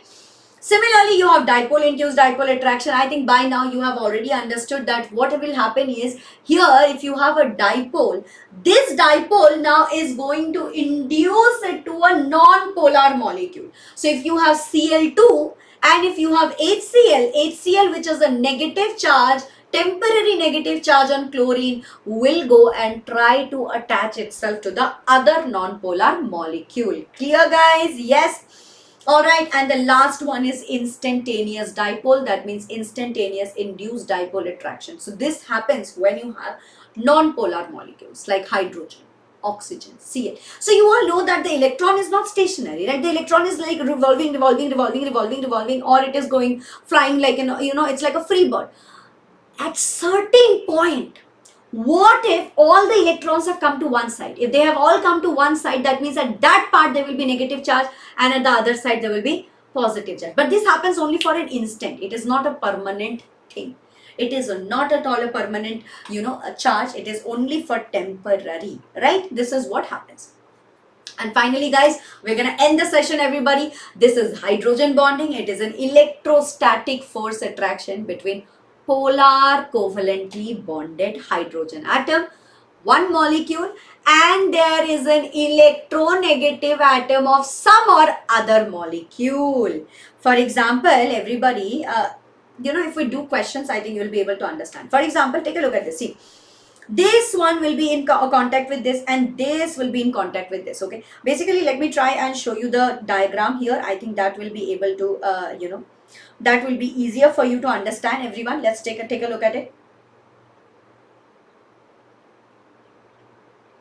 We have come to hydrogen bonding. Hydrogen bonding. Where is hydrogen bonding? Here it is. See. Check it out. See, these are all revolving. These are all like somewhere. They are all moving around. And here, see. And here, suddenly you get a straight line, and they have formed a bond. See, suddenly they have formed a straight line and they have formed a bond. See, this is called as hydrogen bonding. So hydrogen bonding is intramolecular. Then basically it happens between one molecule and another molecule. Getting my point, everybody? Yes. Similarly, it is of two types. There is intermolecular hydrogen bonding and there is intramolecular. So what we just saw, sorry. Intramolecular is inside the molecule. Sorry. Intra and inter, I also got confused. And there is intermolecular, right? Now you have like, intercollegiate. Intercollegiate is basically between a state. Like all the colleges of the whole state, they will come. And intra-college means whatever happens inside that one college, right? So here, whatever we just studied, that HF bonding, the hydrogen bonding, that is called as intermolecular. And now look at this here. Look at this, everybody. Yes. So this is what? Here, see, this nitrogen has an oxygen right here, and this oxygen is somehow getting bonded to the hydrogen. Hence, it becomes stronger. Okay. Hence, it becomes stronger. All right. Now, hydrogen bonding has some consequences. There are some results on the physical properties.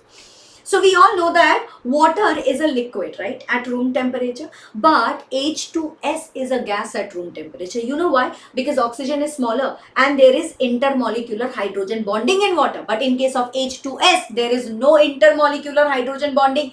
Hence, it is a gas. They are trying to move away from each other. There is no hydrogen bonding. They become gas. Okay? All right. Ice is lighter than water, although it is solid. Why? Hydrogen bonding. Alcohols have higher boiling point than corresponding alkanes. Why? hydrogen bonding, everybody. Yes, this is the answer. Okay. So what we just saw, there was orthonitrophenol. In orthonitrophenol, steam is very volatile and it is much less soluble than it is corresponding to the para isomer. There is paranitrophenol, there is there is paranitrophenol, there is metanitrophenol, there is orthonitrophenol. So paranitrophenol and orthonitrophenol, if you compare, orthonitrophenol steam is more volatile and it is less soluble in water. Paranitrophenol does not follow the same. Okay, why? Intermolecular hydrogen bonding, same. Acetic acid has a molecular weight of 60 in benzene and it shows a very high boiling point. You know why? Because acetic acid in benzene dimerizes. Remember in solutions chapter we have read. So this is the case of what? This is the case of association. Here we calculate degree of association, not degree of dissociation, everybody. So chalo, let us try to solve some questions. And we are done with the chapter, everybody. Okay, we are done with the chapter. So the question is, the maximum number of hydrogen bonds a water molecule can form are. This is very simple, guys. 4, obviously, right? Let me show you the structure. You can understand. See, look at the structure, everybody. See, this O can form 2 bonds. Yes, and this hydrogen can form 2 bonds with another 2 molecules of H2O. So here 4 is the answer. All right. And everybody, strongest hydrogen bonding is present in where? Look at the molecules. I think you will be able to understand and you will be able to tell me that it is HF because fluorine is also very strong. Hydrogen is also very strong. Hence, they will have the strongest hydrogen bonding that can be present. Okay? Alright, and after this, we also have some more JEE mains question, JEE mains PYQ. As the thumbnail has written that there are last 10 years of PYQ, the last 10 years of PYQ are also included in this. Everybody, there is 2018, there is 2019, there is 2020. I have included all of these questions which you will be able to do. So the last 10 years of PYQ also you will be getting in the PDF that I'll be sending you in the Telegram channel. Don't forget to practice them. And yes, once your board exam is over, we will definitely take you through all of these sessions. Once again, we will definitely be solving a lot of problems, everybody. So stay tuned to this channel. Lots of love. All the best for your maths exam. And now keep your mind free absolutely for a lot of mathematics session because your Ninja Ma'am is going to take you through your mathematics and you are going to get very good marks. Alright. So all the best and lots of love. I'll see you very soon. By the way, do not forget to take a look at the Sankalp batch of Vedantu. It is there. You can enroll yourself. Don't miss out on the chances. It's going to be absolutely great. Okay. Tara bye bye everybody.